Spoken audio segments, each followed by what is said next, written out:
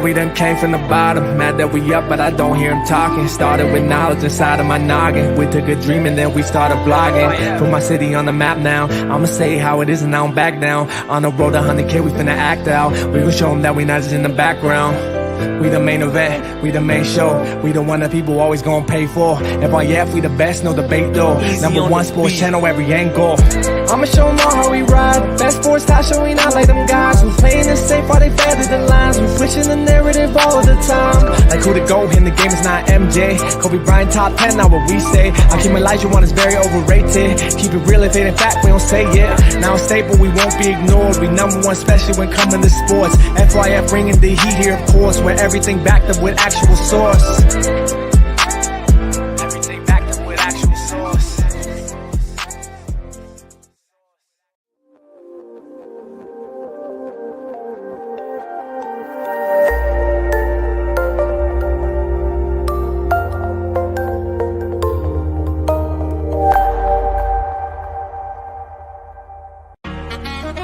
Nah, that's just passion. Love the game. You already know what it is. FYF. You don't got tough skin. You might as well not even come on in. Talk to 'em. FYF, blow the whistle, man, we too official. Better check the film, we not one of them. The greatest to ever ball above the rim. They wasn't with me shooting in the gym. Cut the small conversation, debate on major levels. This the playoffs, baby, bring that pressure, we never settle. Cross and spin, getting it in, I wanna win. That teamwork got us headed to the ship again. LeBron better than MJ, cut it out. Half these fans in the stands don't know what they talking about. Half-court jumpers, crowd going wild. FYF ranked number one, you better say it loud. Intellectual talk, but fuck your feelings. Olajuwon too overrated, Kobe still a realist. Top 10 all time, now how they cut the line. Magic Johnson, Draymond Green, one in the same kind. Fuck your feelings, fast break, stop and pull a J. He got how many rings, nothing else to say. With the team, live streaming, play by play. This the dream, full steam on the road to 100K. FYF, blow the whistle, man, we too official. Better check the film, we not one of them. The greatest to ever ball above the rim. They wasn't with me shooting in the gym. Cut the small conversation, debate on major levels. This the playoffs, baby, bring that pressure, we never settle. Cross and spin, getting it in, I wanna win. That teamwork got us headed to the ship again. Started small, then turned into big dogs. They treat me like the GM, I just make the call. No matter who my op is, I'ma stand tall. Then pull up to the game, fresh like I just left the mall. 100K, 100K, 100K, check the score. We gon' bust the shot clock, fans running to the floor. All I hear is go this and go that. Man, your team suck, hang it up like a coat rack. I love the game, I admit it, I can't quit it. Step in front of me, man, your ankles gon' get the business. Been a legend like Moses Malone, way ahead of my time. This the greatest sports show ever, I just had to remind. FYF, FYF, blow the whistle, man, we too official. Better check the film, we not one of them. The greatest to ever ball above the rim. They wasn't with me shooting in the gym. Cut the small conversation, debate on major levels. This the playoffs, baby, bring that pressure, we never settle. Cross and spin, getting it in, I wanna win. That teamwork got us headed to the ship again.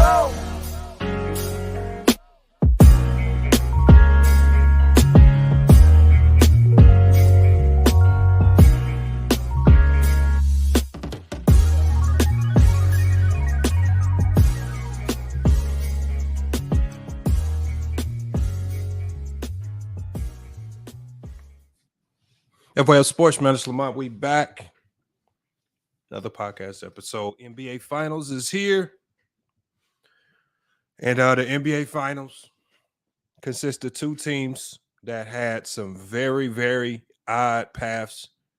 Not just throughout the playoffs, but just throughout the regular season. You talk about a team in the Miami Heat coming off a disappointing loss to the Boston Celtics last year. Started off this year kind of shaky. Guys still trying to figure out their roles. Injuries to Jimmy Butler, Tyler Hero, Bam Adebayo. A ton of guys with not a lot of experience in the league, a lot of undrafted guys, and there was just a lot of uncertainty as they struggled throughout the year. They were able to get into the playoffs by way of the play-in. A lot of people were down on them when they lost that first play-in game, but they still found a way to get in. And then once they got in, I think that's what gave them new life. And as an 8 seed, they ran through all of the top seeds in the East, all of the teams that we predicted to get to the finals in the East, the MVP candidates, the star talent, the star duos, the Miami Heat, a team just kind of just made up of just a lot of grit, a lot of grind, and a lot of hard work, not the flashy names, not the highlight plays, not a lot of frill, but they were able to kind of simplify the game of basketball, defend at an elite level by way of the zone. And we're going to talk about that as well today. And now they find themselves in the NBA Finals. Very, very unlikely. If you would have placed a bet on the Miami Heat after their play-in win to get into the playoffs, if you would have put $100 on the Miami Heat just to, not even to win, if you would have put $100 just on the Miami Heat to get to the NBA Finals, that $100 would have turned into $10,000. That's how improbable what they've done is. And my apologies, y'all. I got these notifications out late, so I know people are going to start creeping in slowly, so I do apologize for that. But we're going to be getting right to it. And when we talk about the Denver Nuggets, I think when you hear Gilbert Arenas talk about the Denver Nuggets, I think he kind of says it best. It's a boring style. Like, nobody really paid attention to the Denver Nuggets all year. Some people will claim they will, but nobody really paid attention to the Denver Nuggets all year. Now, they played a lot of late games, not the biggest names. Going into this season, there weren't too many people that were really true believers in Jokic, even though he was a 2-time MVP. There was still a lot of doubt around what he could do as far as leading the team to a successful playoff run. And with all the ups and downs of everybody else this year, Clippers, ups and downs, Golden State Warriors, a lot of ups and downs, Memphis Grizzlies, ups and downs. Everybody, Lakers, you can think about, even with the Sacramento Kings, they had their own ups and downs. Ton of teams, just a lot of ups and downs, but the one and most consistent team in the West was a team that we all ignored the most. And that was the Denver Nuggets. They were the most consistent. They went, and they, even as a 1 seed in the West, they went under the radar. A lot of people had the Lakers beating them. I did. A lot of people didn't have Denver beating Phoenix. I have Phoenix beating Denver. I just didn't watch enough of them. I didn't do my research. George says, that's a lie. Go back in your channel. George, you wasn't talking about no Denver Nuggets, man. You got to stop. No need to try to jump on the Denver Nugget bandwagon now. I'm just going to instead, as opposed to faking like I'm jumping on a bandwagon, I'm just going to give them their flowers for what they've done to get here. And I see that a lot of people, if the Denver Nuggets are able to win, already see the avenue with regards to how they're going to try to slight Jokic from this championship if they're able to win it. And that slight is going to be, his road wasn't as tough. That's what the slight is going to be. And so I'm curious to see, because, obviously he beat an 8 seed. Then I think they beat a 4 seed. Then they beat a 7 seed. And now they're in the NBA Finals. Is that going to be that stain that they hang over Jokic, even if he's able to win a championship this year? Because prior to this, the only stain that was hanging over Jokic was the fact that he couldn't get it done in the playoffs. Now he's getting it done in the playoffs. What is the stain they're going to use to still try to make it seem as if he's not the best player in the league right now? The Pope Frank said he picked him to be here. I mean, I'm not. There are probably some people that picked him. I'm just talking about in general for the most part. And salute to Dr. Maggie, Kirk Royce, Pope as well. I saw Hoop Jargon in here. I'm gonna be dropping the link. I'm gonna allow y'all to come up. I see George. There were a handful of people that picked the Denver Nuggets. I'm not gonna lie. I'm just talking about in the general consensus. I don't think enough of us watch Denver Nugget basketball to truly know how good they were. All right. Oh, Rich Dog says he's here. All right, Rich Dog. When I drop the link, hopefully you click the link. See, it's a difference. It's a big difference between being here and then actually clicking the link. All right. A lot of people love to try to contest what I say, but when it's time to really put up the facts, they can't do it. All right, salute to Mahari as well. God first was good, man. Just allowing you guys to get in here. I'm about to go ahead and drop this link, man, and get you guys in here so we can cook on this topic. Let me get this link set up here. And I want y'all thoughts. Keys to victory for each team. Which games are going to be most vital? Obviously, we have this game one. I think it's going to be a fill-out game, and I don't know which way it's going to go because the Denver Nuggets have been excellent at home. Flip side, the Miami Heat have been excellent on the road. So something, again, just like in the Lakers series, something's going to give. What's going to give? Kirk Royce, I agree. Michael Porter Jr. has really grown up, and it's been on the defensive end. And see, this playoff right here is really exposing a lot of things. And that's what I really want to talk about today. I love the way this playoff is unfolding because it's exposing a lot of things about this era and why this era of basketball is superior to most others in NBA history. Just this alone, just this playoff run alone is exposing a lot of that. But let me get this link. I'm about to go ahead and get it prepared so I can get you guys in here. And I'm going to kind of discuss some of the things that I'm noticing. One of the things I wanted to talk about was this Miami Heat zone. Right.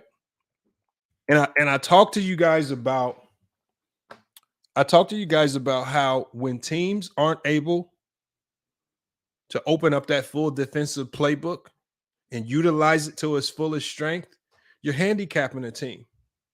And what we've just seen with the Miami Heat, a good defensive team with the added weapon of a zone, we see how elite that zone is to the tune that they've been able to beat Giannis Antetokounmpo and the Milwaukee Bucks, which nobody thought they can do, to the tune that they were able to beat the Knicks and then also beat the Celtics in dominating fashion. That's what I would say.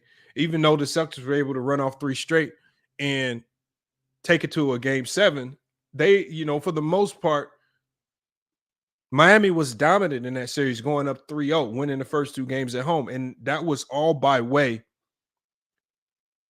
of a zone defense.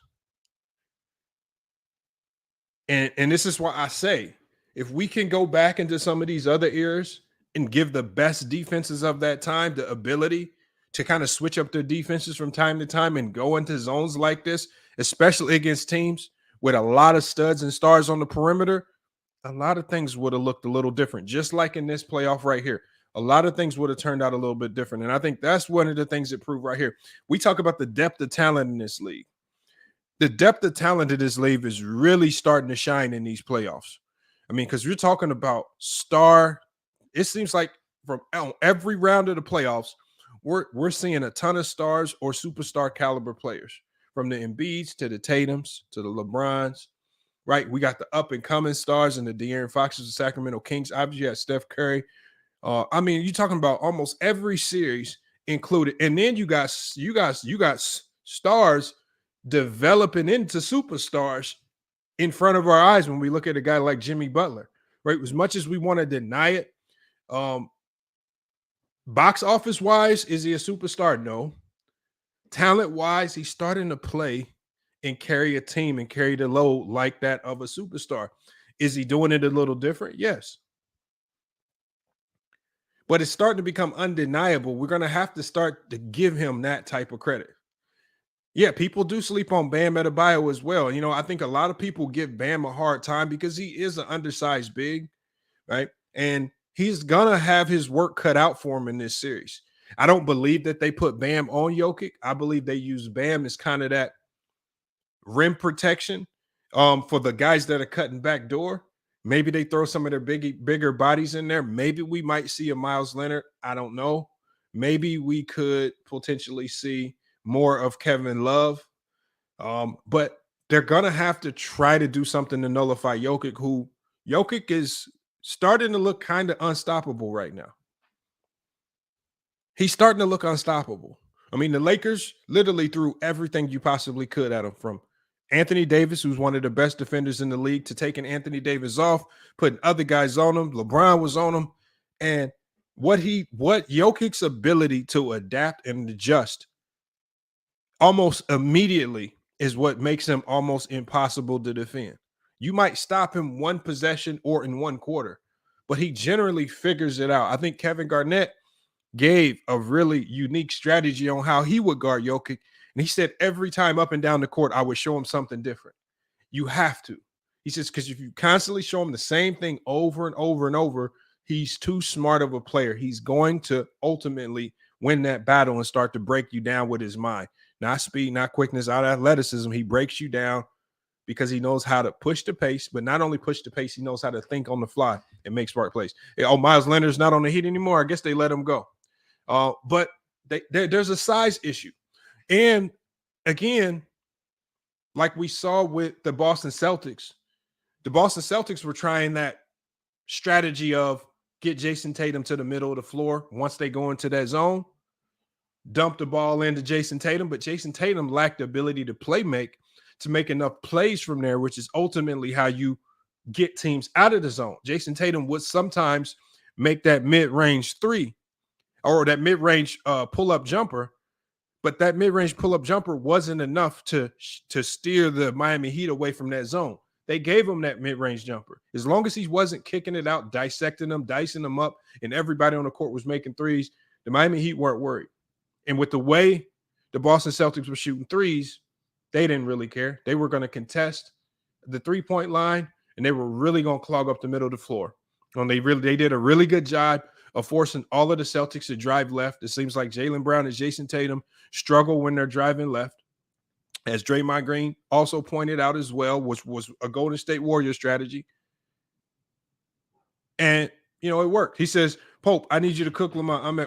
Everybody's always at work, man, when it's time. When it's time to pull up to FYF Sports, man, it's conference calls, it's Zooms, it's work.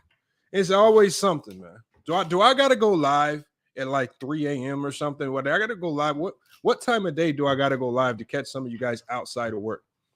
Facts, keep it 100. Y'all smash the like button. This video should be well over 200, 300, 400 likes. I don't know. It depends on how many people we get in here. We got 439 in the building. Perfect time to drop the link. Keys to victory for the Miami Heat in the Denver Nuggets series. I think the Miami Heat have to figure out, how do we contain Jokic? That has to be the number one goal. Because Jokic, I don't know. I don't really see a viable strategy with regards to stopping him. I just haven't seen it. The Miami Heat, we're looking at probably one of the most elite defenses and a coach who's probably the best defensive strategist in the league. Can they figure the Jokic problem out? And they got to do it on the road in that elevation in Denver. They got to do it there, which I know Spoelstra said that elevation really don't bother them and don't matter. But it kind of is playing a factor into this. And Jokic starting to look far more, because he's been playing in that elevation, Jokic starting to look far more conditioned than a lot of other players. It looked like he was more conditioned than Anthony Davis, getting up and down the floor much faster than a guy like Anthony Davis in that Lakers series. Same thing with the Nuggets. We got Roderick Davis. He says Nuggets in 5. This won't go past 6. It's easy to say that because the Miami Heat are an 8 seed. But I don't know.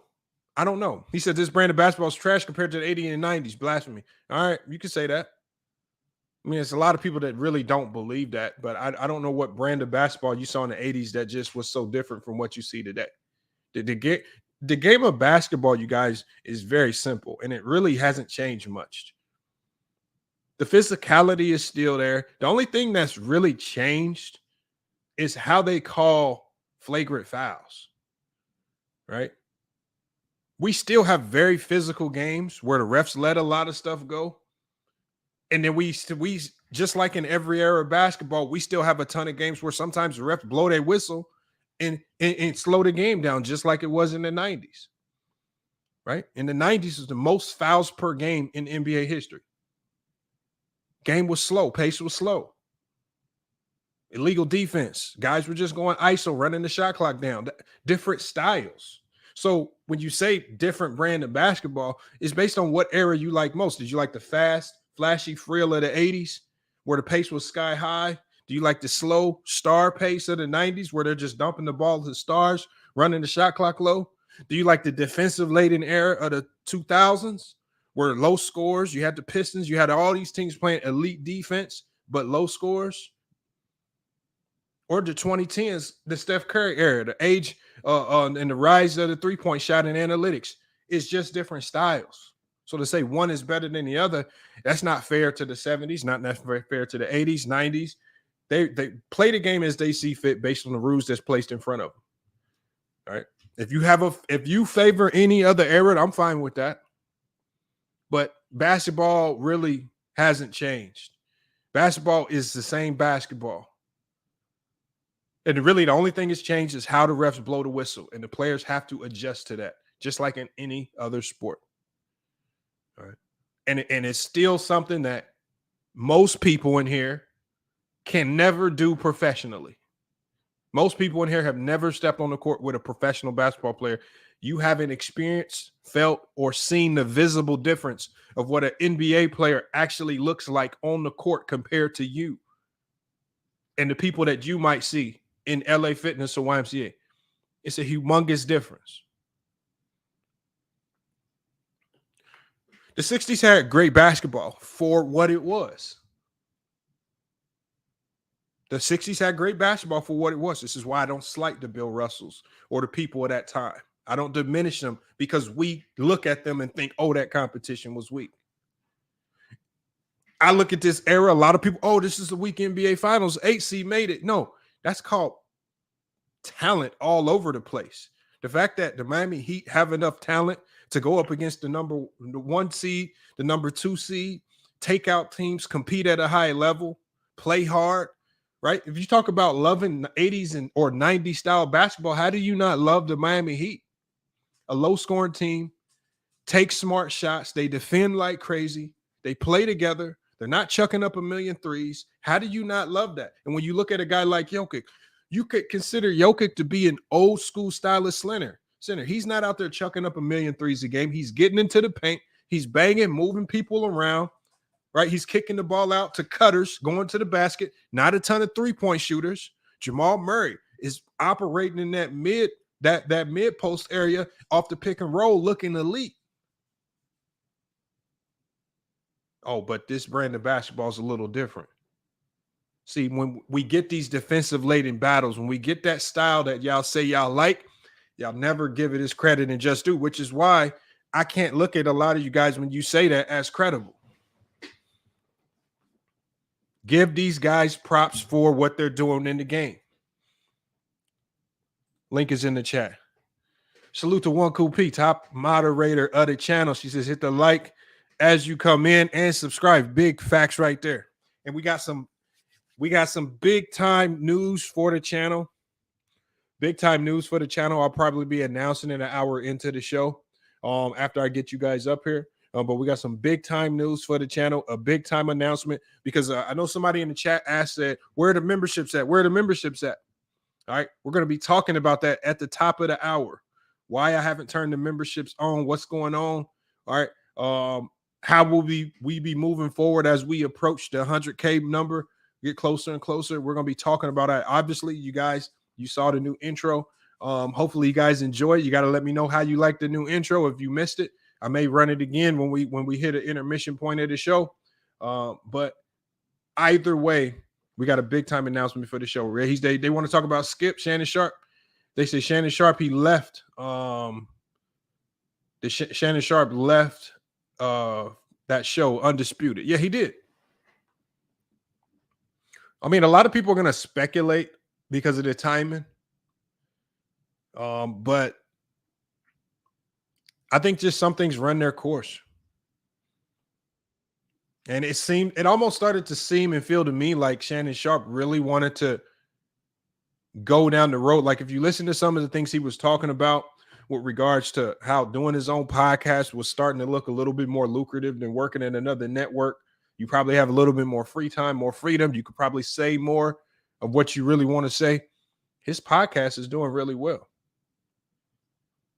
I mean, why are more people not celebrating him leaving Undisputed to pursue his own show, to build up his own brand, as opposed to being under a brand that we know censors a lot of the things that he wants to say?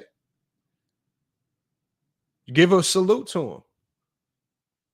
He left something that was comfortable, a steady paycheck, to go follow his own endeavors, which is a little bit more risky. A lot of you guys are working 9-to-5 jobs, just like Reg Dog.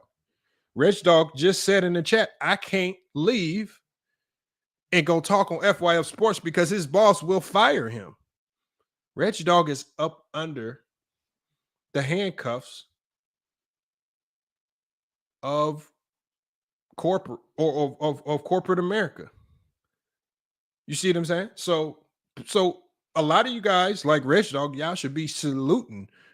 Y'all should be saluting Shannon Sharpe for getting out from under the handcuffs of corporate America to go pursue his own endeavor. As opposed to sitting here, oh, he got ran off the show and all this, trying to make jokes about it. No, that's a risky move. What he's doing is risky. He don't have that paycheck coming in every week. Oh, okay. Reg Dog says, I got my own shit too. All right, Reg Dog, you might have your own shit. All right. Reg, I'm not saying you don't have your own. I'm just saying what you said in the chat. You said you can't click the link because you at work. When I'm at work and I'm doing FYF Sports Podcast, or when I'm coaching, I could pick up the phone anytime if I needed to hop on the show. Ain't nobody gonna walk in and fire me. But salute to Reg Dog, man. Hard working 9-to-5, man. Working man. Salute to Reg Dog, man. Hold on, we got the Pope. First one in here, man. Salute the Pope, man. Oh, what it do, man? Salute, Lamar. Salute, Reg Dog, man. Hold it down, Mike G. Hold it down. Man, how you feeling, man? What you got on these? What you got on? Just this you can ask match? me about anything, man. You can ask me. We can talk about anything. Yeah. No, I'm gonna start with the finals. I definitely want to start with this NBA Finals, man. All right. Well, here. Who you got taking it home? Who I got? Well, you want to do game one or the overall? Just game one, and then just how do you see the flow of this series going? Just let us know your prediction. It's like this, man. The Heat, they got that. They on a magical carpet ride right now. They got something going on, man. It's weird. It's strange. It's cracking though, so it's hard to even. My heart want to tell me, the Denver Nuggets. That's who I picked at the beginning of the year. Their squad is legit this year. Everybody healthy. You can see that they've been knocking on the door even when Jamal Murray wasn't healthy and Michael Porter Jr. wasn't healthy. Jokic was still 5th seed in the West, getting to the second round without his two star players alongside of him. So they've been knocking at the door. Now you got them. It's not a surprise. It shouldn't be a surprise to us that they in this position. Now, the Heat, it's a shock, man. This is a surprise, I'm sure, to everybody that they hear. So it's like it reminds me of what's that squad back in the day that went on that March Madness run. Nobody expected them to win. They was in El Paso, Texas, I think, type of situation. Man, how do I forget the name of them? I know right, Abilene. Is it Abilene Christian? No, it wasn't Abilene. Damn, I forgot the name too, man. But them underdogs, they rolled it all the way through, took down big badass Kentucky, Coach Rupp's squad, and it was a miracle run. You talking about Texas State? Yeah, they wasn't Texas State though. They from El Paso. They was called something before what they called now. I can't remember. So I ain't a trip. But you know where I'm getting to, man. So it's a little weary. I say this. I say if Nuggets come out game one, do what they supposed to do, and actually put a whooping on them, then you can get them second guessing. But if you let them fight and get in this, and Denver having mental lapses here and there, and you let the Miami Heat creep and get that motivation, that confidence that we can beat these dudes, I think that's going to be dangerous for Denver. But I see Denver just coming out and big brother in them, big bully in them, and getting on. Oh, Texas Western. That's what I know. It was Texas something. Yeah, Texas Western. Correct, though. I don't know why I said Texas State. It was Texas. I knew it was Texas something. Yeah, Western Miners. Texas Western Miners. That's correct. Yeah, so I don't believe in the Heat talent like that. You don't believe in the Heat after all this? No, it ain't even really all or nothing. If we really be frank about it, they used to playing the Bucks. They used to whooping on it. They got a game plan for the Bucks. The Bucks really only got Giannis. Let's be frank. They ain't got no bunch of hoopers like that. They smashed through the regular season, yes.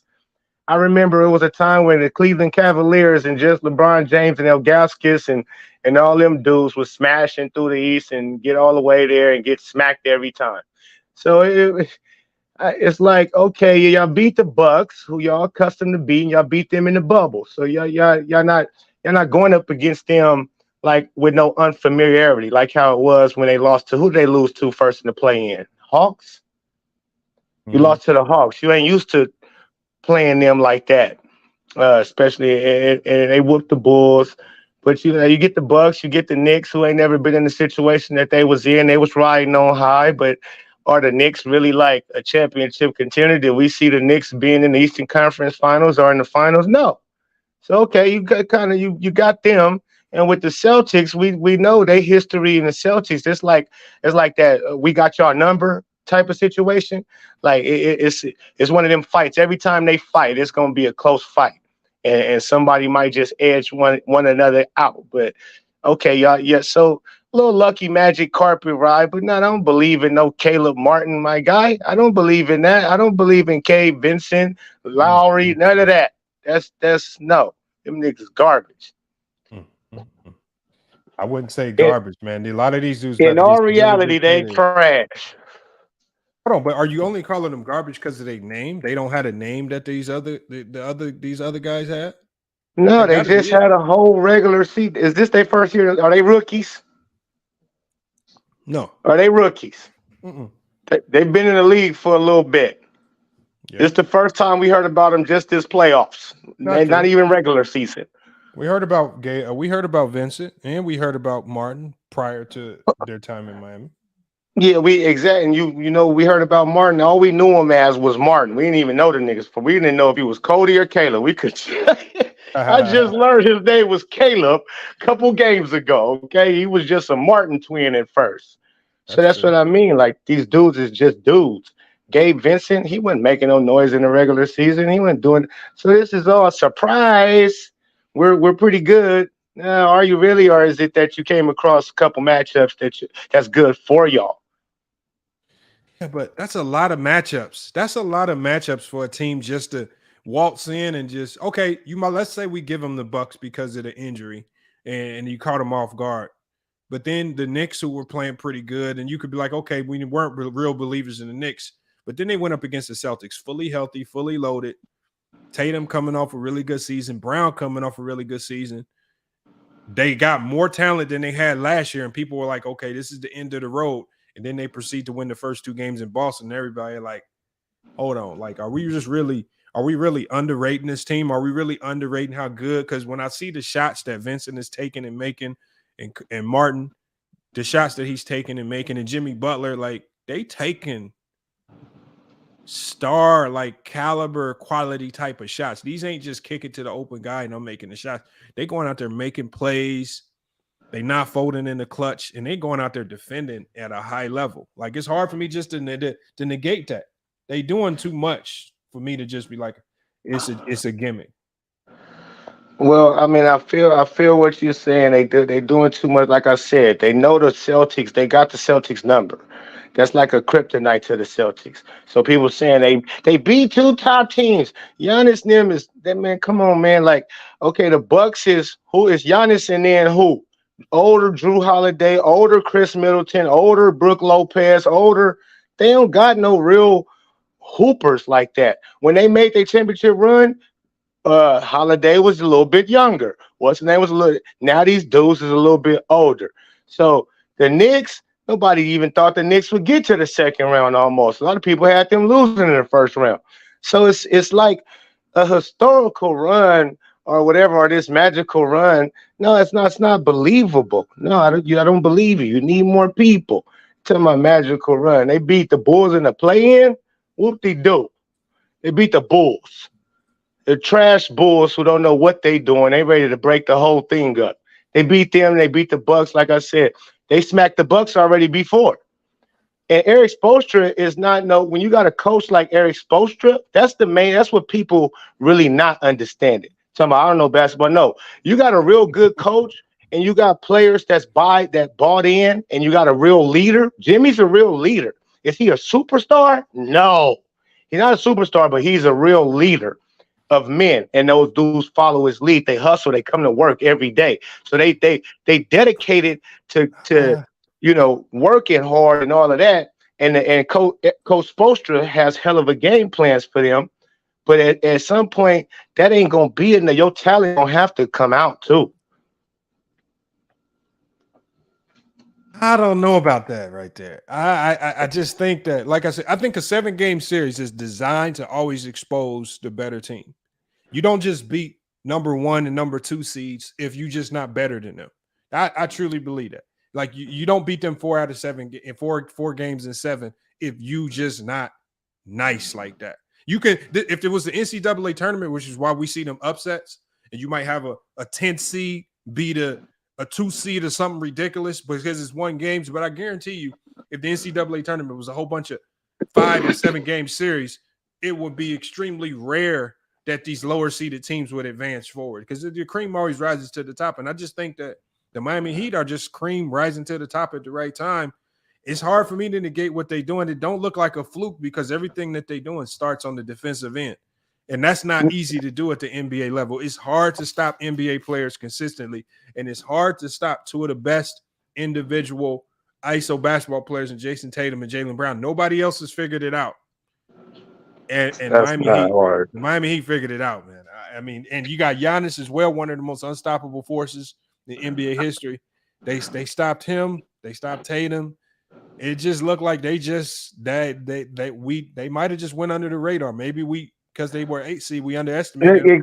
And see, that's what I mean. I think people get that twisted. Is the Miami Heat really an 8th seed? People keep saying like they don't know that the Heat is around really the top 4 seed in the East. In the beginning of the year, you wouldn't pick the Heat to be no 8th seed. You would predict them to be 4, 5 around that area. It was a lot of injuries that happened to them during the regular season. I'm going to act like we don't know how they dropped down to that. And they dropped down because of the long 82-game season, and you only got one leader in Jimmy Butler.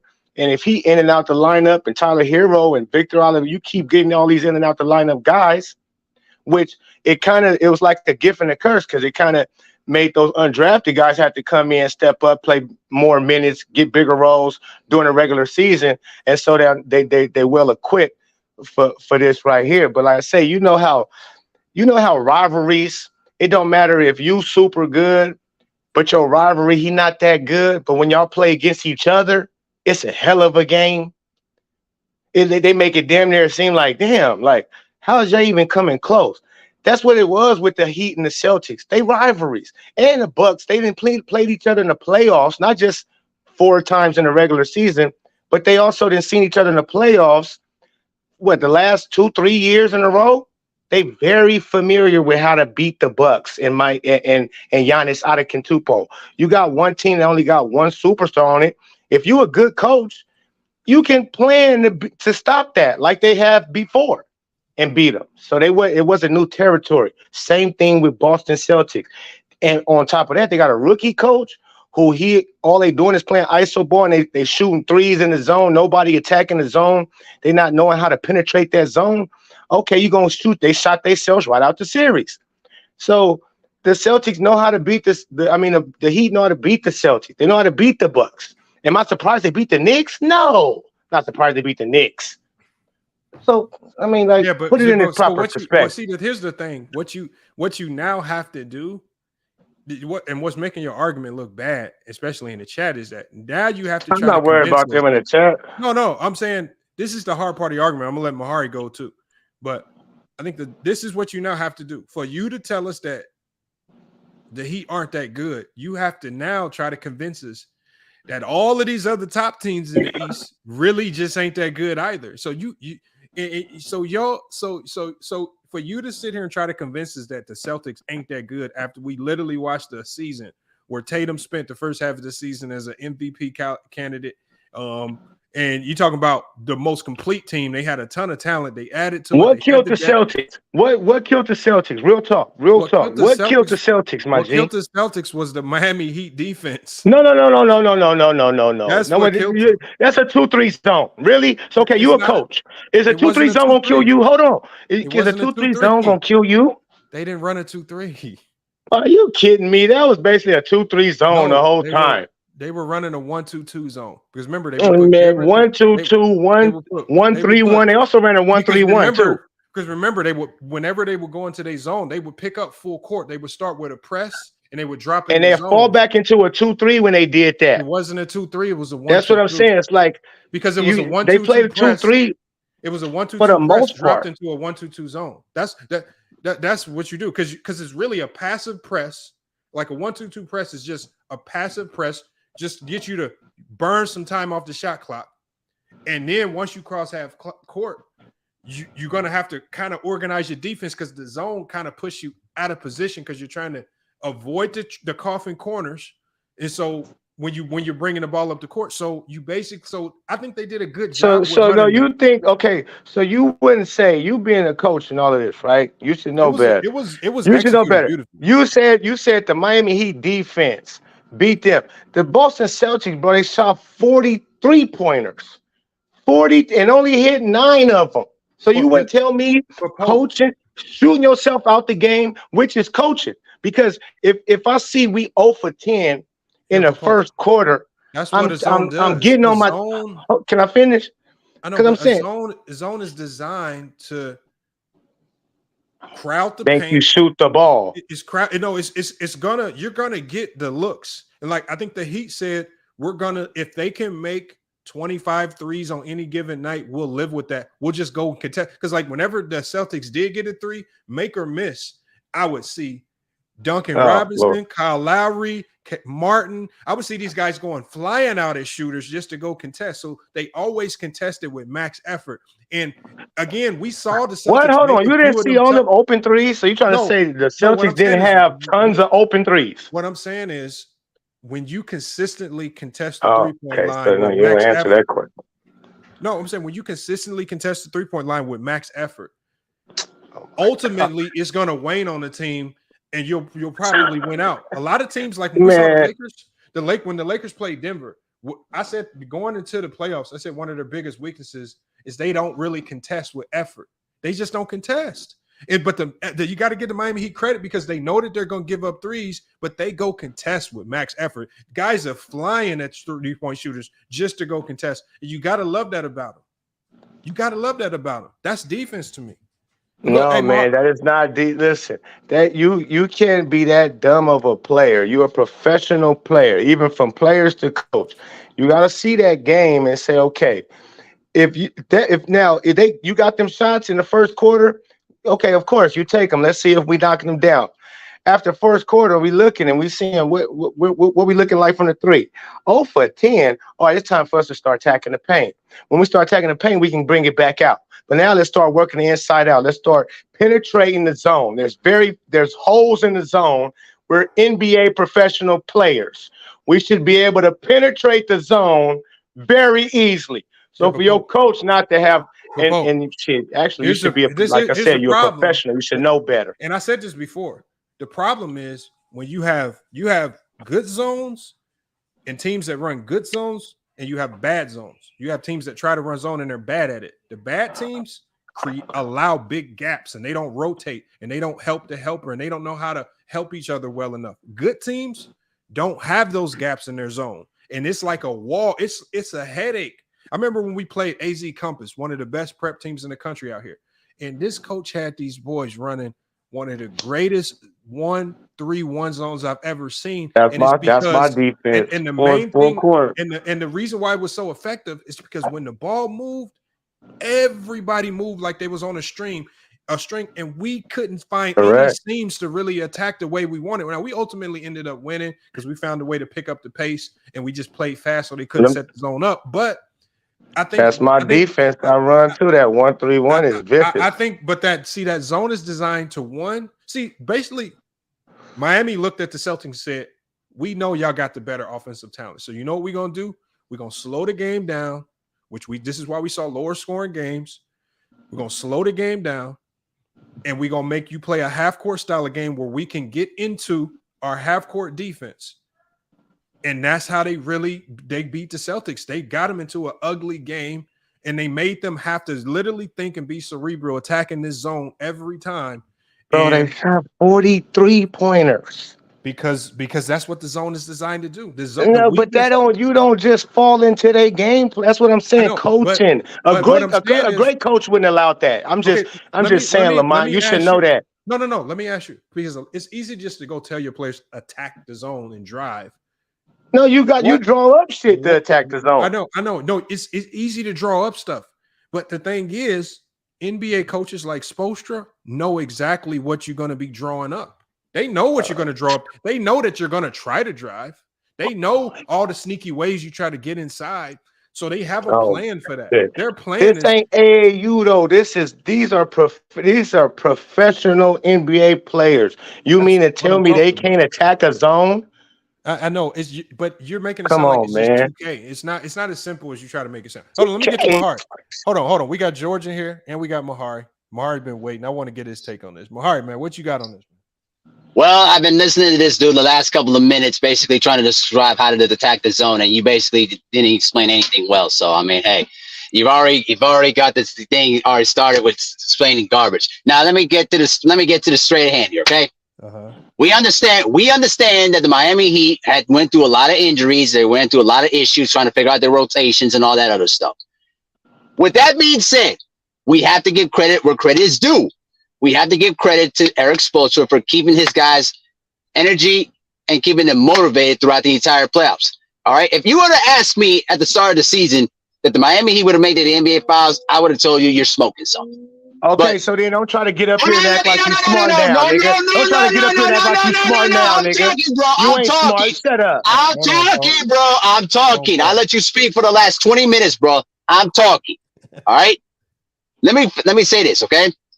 We have to give credit where credit is due to Miami Heat. He's to Erik Spoelstra. Guys like Gabe Vincent. Guys like, who's the point guard? I forgot his name. Gabe Vincent and Caleb Martin. There you go. Caleb Martin. Caleb Martin. He's not a point guard. Caleb Martin's not a point guard. All right, my bad, but whatever. Point here is this. But you know what you're talking about. Here we go. You shut the fuck up and let me talk, bro. Hey, listen, bro. Let me talk, bro. You don't even know. Stop. I mean, if you're gonna talk, no niggas stop positions. Fucking interrupting me, man. Before you start calling other niggas dumb and know what they're talking about, man. No niggas positions, man. Hold on. Go ahead, Mark. Go ahead. Bro, thank you. Good grief, man. These motherfuckers always keep interrupting. Anyway, what I was gonna say here is that we're gonna go back to we saw the Miami Heat face against predictable offenses. I watched a couple of videos today where a lot of the Eastern Conference's type of offenses were very predictable. And so in a sense, the Miami Heat were able to lock in and took away all the strengths and points of what the opposition were good at. You know what I mean? So when I looked at the Boston Celtics series, the one thing that the Miami Heat did very well was they took away their gaps. They took away their best strengths on the floor. They were willing to concede, hey, if you can make 25 threes in a series, playing through a matchup zone defenses like a 1-3-1 and stuff like that, we'll live with that. What we cannot live with is Jason Tatum and Jaylen Brown attacking the basket and basically breaking our defense down. That's what they were made very clear at the start of the Eastern Conference Finals, and they were dominating that very well. So we have to give credit where credit is due, and more importantly to that, we got to give credit where credit is due to Eric Spoelstra and Jimmy Butler. Why? Because those are the guys that really kept this team energized and motivated, even when they blew that 3-0 lead. The fact that they were able to say, we're going to come back and win Game 7 on the road and pretty much stick a fork into Boston. And they did that. But as I say about the NBA Finals and how I look at it, I think we need to give more credit to his due to Mike Malone and the Denver Nuggets, because you may think their offense is boring, but I'm gonna tell you something. You're gonna have to figure out a way to stop it. So, and I think that what I look at this series here is I look at it as a chess game between the two coaches, between Mike Malone and Eric Spoelstra, because I guarantee you right now, Game 1 is gonna be more of a chess match, because they're gonna try to figure out, okay, who are we going to put in against Jokic? Who are we going to put in against Jimmy Butler? And what we're going to do against Jamal Murray, Michael Porter Jr., Bam Adebayo, you know what I'm saying? Gabe Vincent and Caleb Martin. Those guys, right? So I look at this as going to be a chess match, but in actuality, I do have the Denver Nuggets winning the series in 5. I just think that the Heat are going to have a hard time trying to slow down Nikola Jokic, because once he figures out how to stop that zone defense, he's going to pick them apart. So I think it's going to be on the Heat to try to change, not change entirely, but give him different looks. Try to keep Jokic off balance. That's my 2 cents. All right, I'm gonna go back to Pope real quick, and then I got to get to George because he's been waiting patiently, and I definitely got to get to my man Tyson and K-Dot who just pulled up. The Pope, he took direct shots at your take, man. What you got, man? All right, so it's funny. He took direct shots in my take, right? He said all that shit, and what he said at the end, Nikola Jokic, being an NBA professional player, gonna figure out the fucking how to penetrate the zone, attack the shit. Same thing with Mike Malone, the good coach that he is gonna figure it out. And the nigga just said he got the Heat getting smacked in 5. But he want to tell me, I don't know what I'm talking about, but he got the Heat not being able to compete with a real squad, a squad that ain't about to shoot 43 pointers, knowing they ain't hitting nothing. All series long, they doing this. When he got a rookie coach, that's why y'all not saying what's the real. And when you can go against a Budenholzer and the Milwaukee Bucks, who we been on Budenholzer, he's sometimes he's an iffy, and it been Giannis that been carrying them. But we've seen even the Bucks have plenty of playoff failures before that championship. When the Toronto Raptors, led by Kawhi Leonard, when they was down 3-1 or something like that to them, and they came all the way back, beat them 4 straight, beat the Bucks. They created that wall and beat the Bucks 4 straight, and Budenholzer didn't know how to switch up. That counts. Mike Malone is not Joe Mazzulla or Tom Thibodeau or Budenholzer. That's not happening. And you don't got a dumb player in Jokic and Jamal Murray that's going to shoot their own selves in the foot. So, yeah, just like I told y'all, if Denver played the Lakers right, played they ball, they would watch the Lakers. And what did they do? They watched the Lakers 4-0. Sweet. While everybody was in the chat talking about, this nigga don't know what he's talking about. Sure enough, I was right. Sweet. Denver played their game, swept them boys. The Miami Heat, they run a little magical carpet run. It's going to be over if the Denver Nuggets come out tonight and put their foot on their neck. Just like I said, this nigga made my point. You know what I mean? All right, hold on. Let me get up here. Hey, I tell you what. People are forgetting Giannis got hurt 11 minutes in that game 1. 11 minutes. K-Dot, hold on 1 second, K-Dot. I'm going to come to you. I got Tyson here first. I'm going to get to Tyson. I'm going to you right after Tyson. Tyson, what's good, man? What you got? What happened to me? Yeah, my bad, George. Dang, George, my bad. I'm getting confused. My bad. George, I got you and then Tyson. Go ahead, George, man. I got a big question. Why do people watch games and don't actually tell the truth on what they see? Didn't you guys see the Boston Celtics did the same thing the Sixers did when they were playing them? Weren't they up by 10 points? And what did they actually start doing?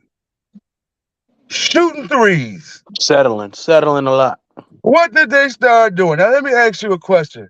What are both of these teams missing? Point guards. And what do point guards do? run the show. So just like my man was saying at the top, how are you steadily shooting threes and they playing a matchup zone 1-2-1, 1-2-3, however you say it, and you have a size advantage?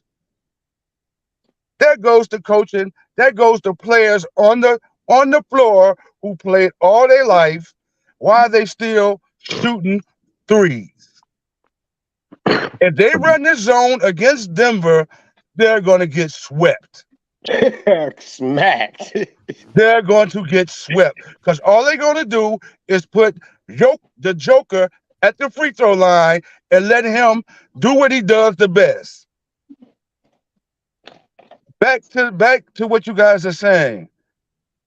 These players are actually not playing situational basketball when it comes time at the end of the game, the middle of the game, however it comes down, to stop shooting threes when the three ball is not dropping. They do not know how to play situational basketball when their shot is not falling. That is what you see out here in these games today. Yep. That is the problem. Yeah, Tatum is inconsistent. I agree. I agree what you're saying somewhat, George, but I think again, when we I agree with you say the Celtics made a ton of bonehead plays. But the one thing that forces teams into making bonehead plays is great defense. When you have a good defense in front of you and they're taking away your first and second reads that you normally see against weaker defenses and you can expose, and they really making you sit down and be like, okay, dang, I can't attack this way because they got two guys sitting in this gap. They got this guy sitting in help. I got a weak side shooter over here, but that's Marcus Smart. He really ain't making too many of these. How do I attack here? And if they close, so they turned a lot of good young players into thinkers on the court, and it made them think on the fly. And the one thing that zone did, when it forces you to run that shot clock down, now the decisions that you make, you have to make them with far less time because that shot clock is going up against you as well. So that's why I say, yes, the Celtics made a ton of bad plays and bad decisions, but I think that was all influenced by great defense. And that's why I don't want to just say the Celtics just choked like they should have won. This was a series that Miami took. They came out and won the first two games at home. Yes, the Celtics did a good job of winning 3 straight, but when they won those games 3 straight, their solution was the 3-point shot. So when they were winning, they were making threes, but they lost that one game because the threes weren't falling. And then Miami just stayed the course. They said, you know what? Even though y'all won 3 in a row and y'all were making a whole bunch of tough threes, we're not going away from the zone. We're not going away from our plan. You're going to have to do it one more time. Right. And it won out. Oh, Tyson. And if Marcus Smart was a true point guard instead of defensive point guard, he would have got him in the right spots for them to take over and finish the game. That's the thing. Like every team, before going to Tyson, I think every team has flaws. Not everybody can have the prototypical point guard running the shit for them. They just don't come. They don't come like that. You gotta. That's the problem with the NBA. You got to go work with, but the NBA's been big problem. The NBA has been like this throughout NBA history. Not every that's not true. Hold on, not true. Hold on, not true. That's not true, man. How you gonna speak on NBA history? Yeah, come on, y'all. Let me finish what I'm saying, and I'm gonna let y'all talk. It's my turn. No, it's your turn when I tell you it's your turn, K. Dot. I got you. What I'm saying is, John Stockton just don't walk in and be like, I'm here to run the show. Steve Nash ain't walking in the door no time soon. All these great point guards are all-time great point guards, but they don't just – Chris Paul ain't – he ain't rolling back the clock and walking into the Celtics organization. They don't come like that. Y'all think the Celtics ain't been desperately trying to find a point guard that can run the ham for them? No, because they got Marcus Smart. You got to think – no, it's not – but the thing is they're working with the best what they have. There's not really even been a lot of elite level playmaking point guards other than Mike Conley out there, and they couldn't even pull that off. They were trying. Like a lot of teams were trying to pull it off. But then even if you bring in Mike Conley, you have to think about, okay, he's much older. He can't defend the same. So there's a drop. There's always a trade-off when you want to go try to get what you want. If you take Marcus Smart out, there's a humongous trade-off there. You're going to But Mike, nobody's saying you need a John I'm not Stockton. saying, hold on, Pope. We just saying a real point guard. All I'm saying is y'all say that. What I'm saying is they've gotten to the Eastern Conference Finals and they were in the finals last year. And they consistently get this far without this true point guards. They can't do it the style that y'all want them to see because they don't have all this personnel. They're not a perfect team. No team is. You have to work with what you have. And there was a formula for them to beat Miami with what they had. They just didn't execute and get it done that last game. They were at home. Every reason to win that game. Miami Heat did a great job of forcing them into chucking up a whole bunch of threes. And unfortunately, on that night, they weren't making them. They're one of the worst home playoff teams in the last 2 years, and they went out and they couldn't win a home game. And the Miami Heat played a humongous role in that with great defense. But Tyson, what you got, Tyson? I agree with most of what you said on that. It is trading off when you get rid of a Marcus Smart or put him on the bench or whatever. You're losing a lot of your culture, your defensive culture, and what he brings to the table more than just stats and numbers on the defensive end. And you lose that on the offensive end as a true point guard. We all agree with that. But for tonight's game or for the series, I would say Miami's chance is they got to continue their shot making, obviously, which has been great throughout the postseason. They're gonna have to keep that up, and also they're gonna have to be physical. They're gonna have to be, they're calling Carter's a defense in their physicality. So they're gonna have to be physical with Joker. They're gonna have to be physical with Jamal Murray and play these guys tough. They can't let Aaron Gordon get those rim runs and you know what I'm saying, put those guards in the paint and just be dunking over him and things of that nature. Jokic is gonna get his. Jamal Murray is gonna get his. But the main thing is keeping MPJ, Caldwell Pope. You know what I'm saying? Aaron Gordon and those guys to a minimum. I think that's the key. The Lakers weren't able to do that. Doodoo Brown coming off the bench. Bruce Brown, I should say, coming off the bench, coming in, getting buckets and timely offensive rebounds and fast break points. They got to keep all that stuff to a minimum. You can't give Denver extra possessions because they're not better than Denver offensively. To me, they're not a better offensive team than the Denver Nuggets. So what they got to do is keep their slow the game down, keep the possessions, Denver's possessions to a minimum. Don't give them extra possessions and execute on offense. And to me, if they do that, they have a chance. I do have Denver winning the series, but I'm injured. I really want to see game one and see what Spoelstra has as far as guarding Jokic. I think it's going to be a trial game. I think he's going to try multiple defenses. He's going to throw out the zone. He's going to throw out the man. He's going to double Jokic. He's going to single Jokic and see how Bam holds up. Those type of things. So it's interesting to see what this game one looks like as far as the defensive schemes Miami is going to put out there. But you can't go off of game one. Huh? You can't go off of game one. No, I'm saying it's interesting to see how Jokic looks one-on-one against Bam. You know what I'm saying? How they got, not whether the teams are making their shots, what kind of shots are they getting? You know what I'm saying? Missed open looks is still important, you know what I'm saying, to see how the defenses are playing. So Denver you know might what I'm come saying? out rusty because they have been playing. They're right. They might be missing open shots, but if they're missing open shots, I don't take that as Denver's going to get blown out in this series or blah blah blah. They're going to start hitting those shots eventually because Denver Nuggets has proven to be a great 3-point shooting team, very good 3-point shooting team. So that's what I'm saying. So I'm just interested to see how Spoelstra is going to come out, how they're going to scheme. We pretty much know what Denver's going to do. They've kept their scheme all playoff long. Mm-hmm. They haven't changed. And they're going to keep doing what they do best. So we know what they're going to do. It's what Miami's going to do is what we got to see. Got you. Hold on, K-Dot, what you got on this? For the town is he's the man.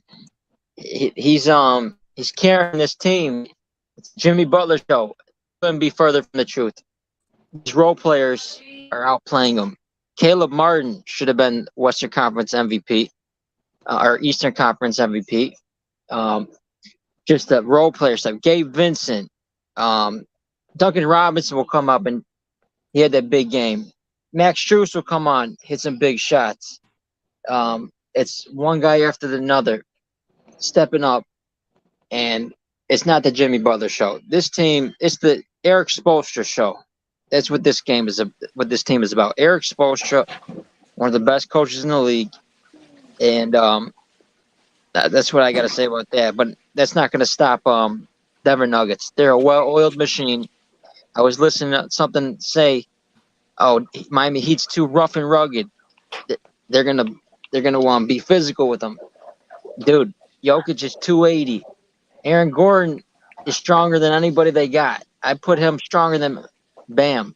MPJ 6'10". They got no one on that team that's gonna out physical Denver Nuggets. If they want to play bully ball and get rough and rugged, Denver Nuggets gonna rout them out the fucking gym. Facts. Yeah, Lamont, Jokic with the shit. Lamont, why is these guys saying these guys should win Eastern Conference MVP when Jimmy has been playing how many games to win through the whole Eastern Conference? I think Jimmy thing? deserved it. Jimmy deserved it, man. That's what I'm saying. Why is these guys saying that though? I don't Because these guys showed up and won 2 games. Hitting shot after shot, huge shots. Yeah, I'm just Caleb saying. Martin Kelly Martin was carrying them. When Jimmy was having them 2 bad games, and yeah, no, it was 2 games. Yeah, but see, Caleb Martin didn't have no bad games. He didn't have 0 bad games. He had all good games. So you got to take that in consideration. If you fell off 2 of the games, my G, and I didn't fall off none of them, then okay, but if I didn't score all these points in some of these games, yeah, hold we on. wouldn't I'm be about to get there. to you, D. Reed. Give me 1 second. Am I correct? I just think that the Celtics knew that going into that series, Jimmy Butler was a player they had to key in on. I don't believe that they thought that they would have to game plan into their scheme how to stop Caleb Martin and Duncan Robinson and Max Strus. Like obviously you want to contest them, but you're not building your defensive game plan around how do I stop. I think their whole scheme was around how to slow up Jimmy, and that was their main focus. At times they did a decent job of that. Jimmy was still pretty good. I mean, we could say he was bad. He still put up some good numbers on both sides of the ball. He was pretty good. And he was good. I think Martin just did a good job of taking advantage of a team that they almost seemed like they were disconnected. Like that one play when he ran baseline, he came out from baseline, he hit that fadeaway. I mean, there's a steal shot of Marcus Smart right there who could just go contest, but he's sitting here yelling at, I think it was Horford or somebody for not switching. And it's just like when I see you do stuff like that, oh, you're a disconnected team. Y'all not communicating. Y'all blaming each other. Y'all have a lot of other stuff going on, probably internally. And it just ultimately started to show on the court. When you just look at a play like that. Yeah. And Lamont, look, and what was I saying? What does that contribute to? That's coaching. When you got discombobulated, all that, what you just said, that's coaching. It's a disconnect. Your job as a coach is to make sure the connecting chemistry is smooth. And I think that's what Udoka did for them last year. They didn't look this discombobulated last season. I agree with that. I think Mazzulla was a big downgrade over with Udoka, and that caused some problems with their scheming and different things of that nature. I agree with that 100%. Yeah, I mean, but Mazzulla, like you got to think, Mazzulla didn't walk into this season saying in the finals. It looked like Mazzulla got thrust into this situation, something he couldn't control. He got thrust into no doubt. It ain't like, oh, he's horrible and he should never coach. Good job for being thrust into a bad situation where he probably wasn't ready to be a head coach. He did a damn good job this year. No, he did a good job. I'm not saying that. He did do a good job. No, I'm not blaming him per se, but I think he still is a downgrade over Udoka. And you got to think Udoka spent so much time under Popovich. He knows how to manage egos and get guys to buy in. Like Joe Mazzulla's probably still learning, and he's a hard-nosed coach too. So if you're going to be a hard-nosed coach, you don't have that tutelage under somebody like Popovich, you might start to lose the locker room. You might start to lose guys, and I think that's what ultimately started to happen with them. And that's what happens. Same with, like I said, same with Darvin Ham. He did a damn good job, but ultimately, I think he struggled with understanding rotations, getting guys to play a little bit better, motivating guys. Like I don't know. Rookie head coach, rookie mistakes. Rookie mistakes. No, I think they ran into a better team. I think the team was better. You don't beat them 4 games out of 7 if you just not. Well, that's true too. I give you that you're part. a better team this year because, like we just said, we can't act like the coaching isn't a part of the team. That's what makes you a great team. It doesn't just your players and then your coach hella trash and we're just a better team. No, it don't work like that. I think in basketball, players, you got to have the players. Okay. Lakers had Shaq and Kobe in the same squad for the longest and kept getting smacked by the Utah Jazz. Once they got Phil Jackson, they won 3 in a row. Right. So it works like that. Well, you got to understand Kobe's progression as well. That plays into that a little bit too. But I get what you're saying.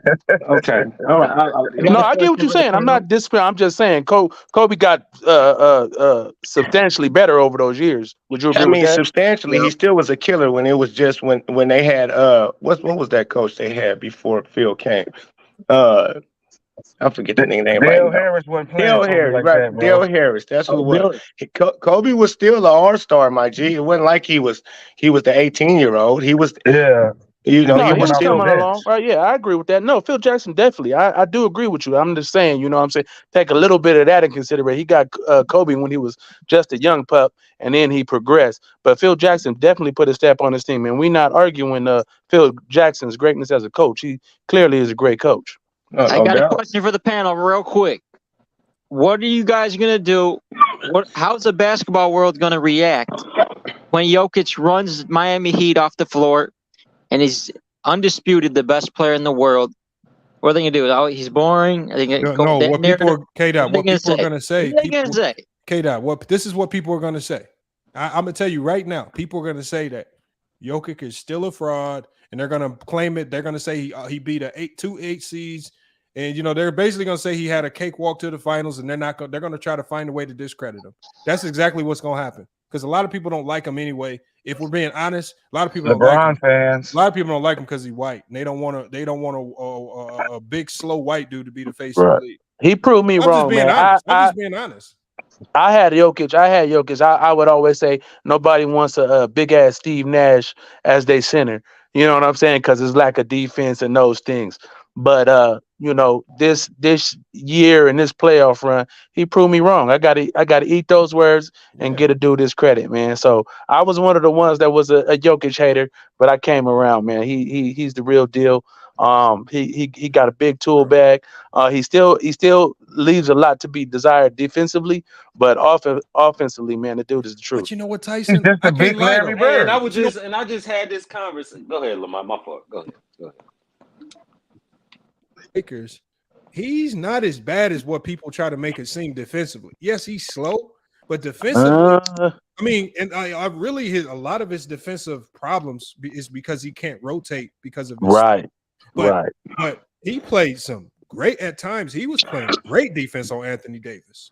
Defense. That's what people don't understand when they say defense. They got to break it down. He played good post defense, but like he plays decent post defense. He does. He's not a good rotation defense. He's not a good rotation. He doesn't protect the rim against drivers. He's not blocking those shots.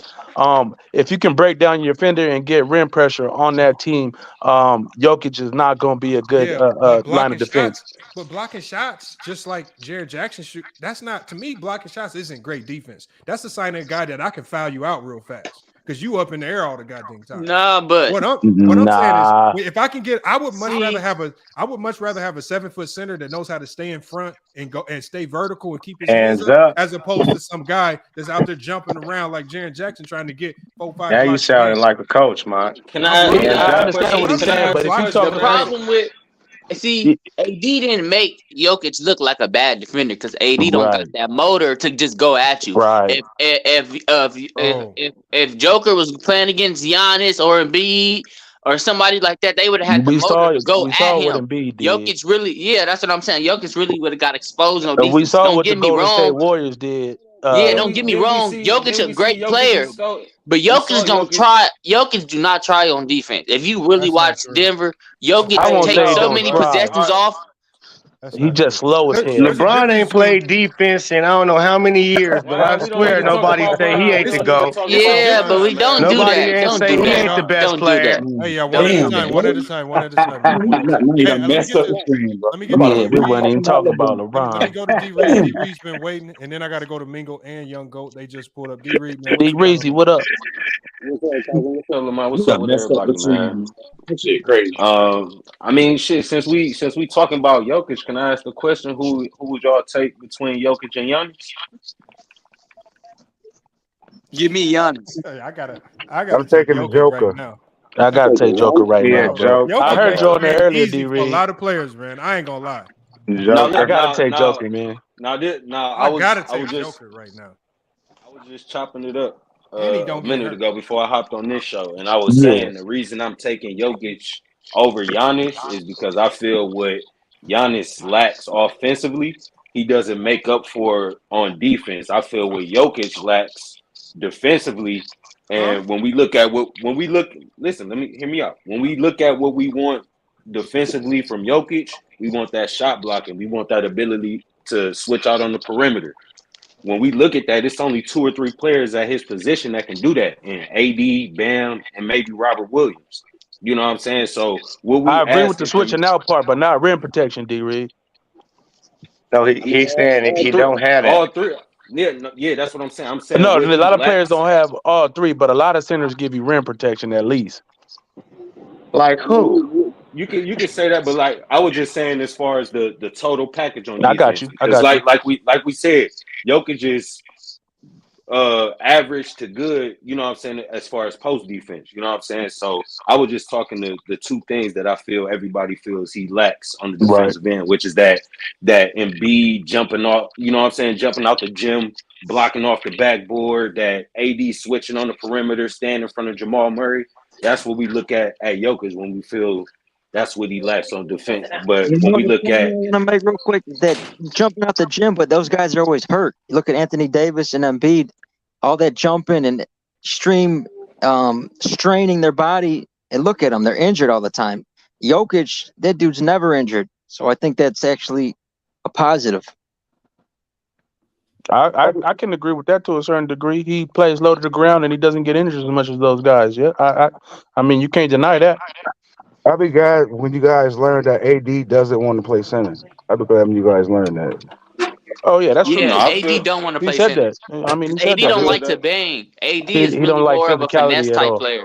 Right. He don't like physicality. As far as them offensively, I feel like I said, everything Jokic does offensively, from the offensive rebounding to the playmaking, the mid range, the 3-point, the getting other players involved. I feel what he does offensively makes up for what he lacks defensively. Whereas to Giannis, I don't feel what he does defensively makes up for the lack of mid range, lack of post game, mid range, lack of free throw shooting. So that's why I would take Jokic over Giannis. It's close. I got a feeling Jamal Murray. I got a question for y'all. Y'all think Jamal Murray got an action at winning this Finals MVP? Because we all feel Denver gonna win. So no, not at if he all. go on a burner, No. if he go on a burner, he can. See, I'm gonna tell y'all why. He definitely can. Jamal I don't Murray think he in will. the first 3 rounds, can. Jamal Murray got to play against guards. Who's going to guard him? Oh, I think they hopefully mix Jimmy in Butler. It's Jimmy. gonna be Jimmy Buckets for Yeah, sure. I think they mix in Jimmy. I don't think he's gonna guard him all game, but he's gonna definitely get a lot of looks at him. Yeah, Caleb Martin and Jimmy Butler gonna make Jamal Murray work for it, and I think Eric Spoelstra gonna make Jokic become a scorer. He's not gonna let him pick apart. He's not gonna let them pick the Heat apart. How he just picked the Lakers apart, and how he was average. I feel you missing something, though, bro. They got KCP and Bruce Brown. But look, but you put the guard on KCP. You put the small. You put Vincent on KCP, and you put the bigger guard on Murray. Yeah, you put Caleb Martin on Murray. You gonna put Jimmy on Aaron Gordon. You put Max Strus on Porter Jr. Cook. Yeah, Cook. Yeah, but the problem with Murray, here's the problem with Murray. If you put your best defender on Murray, they've been running that weird pick and roll with Jokic. Exactly, Lamont. And Jokic has been so wide. Like the reason why that pick and roll has been so hard is because Jokic is so big. If you go under 100%. Making threes, and if you go over, that man's been getting into the lane making plays. It's just like now you got to choose. How do I pick my poison? Because they pick and roll starting to look kind of unstoppable. Because you, but if you throw Bam at him, if you got Bam and Adebayo, can't you switch that, Lamar? Yeah, but see, even if you switch it, then on the switches we see Murray. Once he see the switch with a big, he'll dribble a few steps backwards, and he just gonna ISO you. And he's been like he did with AD. He was making AD look like a fool out there. Right, but will he do Adebayo like that? I don't know. Like if they're making them same tough shots like we saw against the Lakers, right? They ain't hard to beat. Like you can't 100% win. Like you can't do nothing when they're making contested threes, bro. They was making you can't. shots, bro. I'm like, dang. You think Miami gonna run that zone again? Gonna bring that zone out? They'll run it sparingly. Like I don't think so. They didn't run it the whole time against Celtics. The only thing I hope they don't do, I hope they don't reward Jimmy flopping and jumping into people and falling on the ground. I don't like this shit. See, I think Miami gonna try to get to the rack. Miami, they gotta drive the ball. That's what the Lakers didn't do. The Lakers were settling for too many threes, and Denver don't got no rim protector. That's why, that shit is crazy to me. That these dudes not getting to the rack. We saw Devin Booker and Durant when they was applying really good rim pressure. They was tough to beat. Miami's gonna have to apply rim pressure and then kick out when they draw the defense to wide open threes. They got to apply some good. The Phoenix couldn't take advantage when they collapsed with the shot makers they had and the role players they had at shooting the ball. Miami, the way they shooting the ball, if they get rim pressure and collapse that defense, them guys are knocking down shots. I do think Miami has a shot in this series. See, Miami got to make Jokic work on defense. That's the problem. Jokic gets a better too many possessions off, and he got all that energy on offense. Tough team. Oh, I couldn't hear it because we're talking. Yeah, they are very tough. I agree 100%. Yeah, but Jokic is a workhorse. That dude don't get tired. He don't get tired. You gotta work on defense. I don't know about that. We see some fading in the fourth quarters in some of them Laker games. I don't think that was tired. But we have been counting Miami in a lot of these series. That ain't come from tiredness. Where'd it come from? Where'd it come from? They be the 1 seed or 5 seed in the second seed. I thought he got a little passive in some of them games because he got in foul. He got a little passive. I thought he had some late game turnovers that could have been costly. I think throughout his career, Jamal Murray has been their closer. If you look out throughout, it's a small history because he was out 2 years. But if you look at, obviously in the bubble, Jamal Murray was closing all those games. Yeah, that's true. So all y'all can definitively say that the niggas gonna win this series. All y'all. No, I'm not. No, I don't say that definitively. I gotta see this game one, man. Who that, Denver? Yeah, Denver. Yeah. Yes, I do. Yes. I think Miami got action, but it depends. Miami got action. If Aaron Gordon and them guys are getting off and getting rim runs and all those things, then they ain't got a chance. But I'm thinking Miami is going to limit that stuff. I'm thinking they had a better defense to limit a lot of what Denver exploited with these weak guards they've been playing. I think the guards defense, I'm not saying Vincent per se, he's not a great defender, but I think the under defenders on Miami are going to make it tougher on Aaron Gordon and MPJ. I even think you might see some Jackson this year. So who is the best defender on the Heat? Is it Jimmy or is it Martin? They both good defenders, but Jimmy the best defender. So Adebayo is the best defender. Okay. I think Jimmy is going to go. Jimmy Bucket is going to go back to Jimmy Butler sooner than later. Then I know Jimmy Bucket's like that. We don't look at Jimmy like that until playoffs and whatever. And we seen that die out. He ain't wet from there. I just don't believe in it. I don't think he gonna carry it. He needs to hit that 30. How you don't believe in it? Bro, and they in the finals. Stop doubting Jimmy, man. I'm tired of people trying to doubt Jimmy. Yeah, Jimmy got his team to the final. He lost his second best player, and Tyler Hero was third best player. Yeah, Jimmy smooth, man, but he ain't that dude, man. I'm not a believer in Jimmy like that. He's not that guy.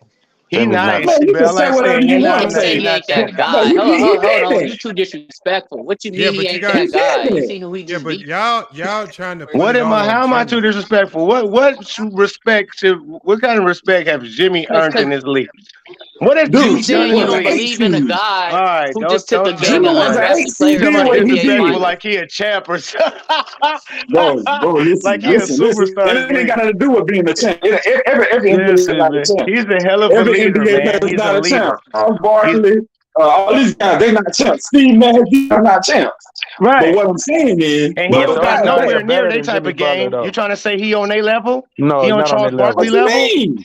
What's it? He on Hell Charles yeah, Yeah, he on Barkley he their is. level. level. He just Hell yeah, he can, on their can level. you I love apologize? him. He was Charles drafted to be here. Barkley level? No, he's not Yeah, Are on you Barkley or kidding Steve me? Nash level. By He Boston. not on Wait, nobody, none wait, of them wait, wait, levels. wait, wait, bro, wait. Jimmy done went to 2 finals and like three Ha- for That's pretty. That's real Put cute. some That's context cute. on it, Eastern though, man. You Conference just finals. saying That's Jimmy pretty went to the good, bro. finals. You didn't say that Dragic was the leading scorer. You didn't say that Bam Adebayo was the leading rebounder and leader in the assist. You didn't say all Talk that to stuff. him. You What didn't the say heck? I this mean, year. it's a You team didn't. game. Hold His on, hold on. teammates You gonna didn't say. do stuff, Hold but on, it's a real team quick, real game. quick, real quick.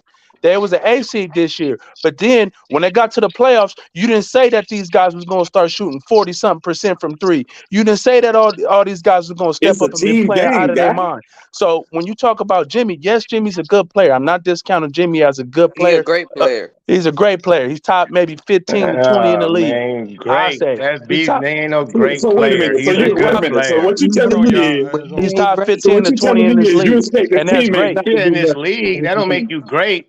Hey, I let me say You're he's ask not great. y'all. amongst I the say he's a great greats. player. Hold on, let me ask y'all a question. In it, let me ask y'all a That question. So, sucks. Jimmy, He's the not one thing elite though. He's not I know, elite. but the one thing Jimmy's prided himself on is Jimmy don't run around acting like he's walking into these battles and he's the man and doing it himself. I That's mean, fine. obviously he has his moments, but he's been the ultimate team guy. Like I think, 100%. like sometimes I literally watch Jimmy in certain moments. He's looking for Martin. He's looking for Vincent. And then Sure. these guys at the end of the shot clock have the confidence to go take tough shots and make big plays late game because Jimmy's saying, hold on, okay, I don't got it right now. Like if my star can understand, like imagine if Tatum could actually understand, okay, I ain't got it, and actually stop chucking up a whole bunch of bad shots and actually decided I'm gonna move the ball and play make and facilitate for others like the Malcolm Brogdons and some of the other guys who actually got a little bit to their bag, how much better they could have been. Jimmy just knows his game. He knows I ain't Jordan, I ain't LeBron. I can't I close agree these with games that. by myself. So I'm I gonna agree use with my that. team. And because he stays within himself and he don't try to go prove to the world he this otherworldly, individually great player, that's why they having success. I agree with And all that, Lamont. Lamont. And I agree Okay, Lamont. with so all that. They And good. Lamont. That You don't can make him call that it guy though, early. Lamont.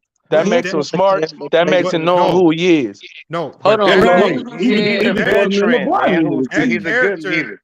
that character is a character of a star level player, though. I agree. I agree. Yeah, Like he's a not star. Lamont. No, he's a Lamont, star in his league. You Okay, just dude. named Hey, dude who you said just Jimmy named Jordan is and not LeBron. great. Dude who just said Jimmy is not him, right? Can Right. you at least acknowledge that this has been a great playoff run and if he For beat Denver sure. No and if he doubt. beat Denver, this is more impressive than Dirk in 2011?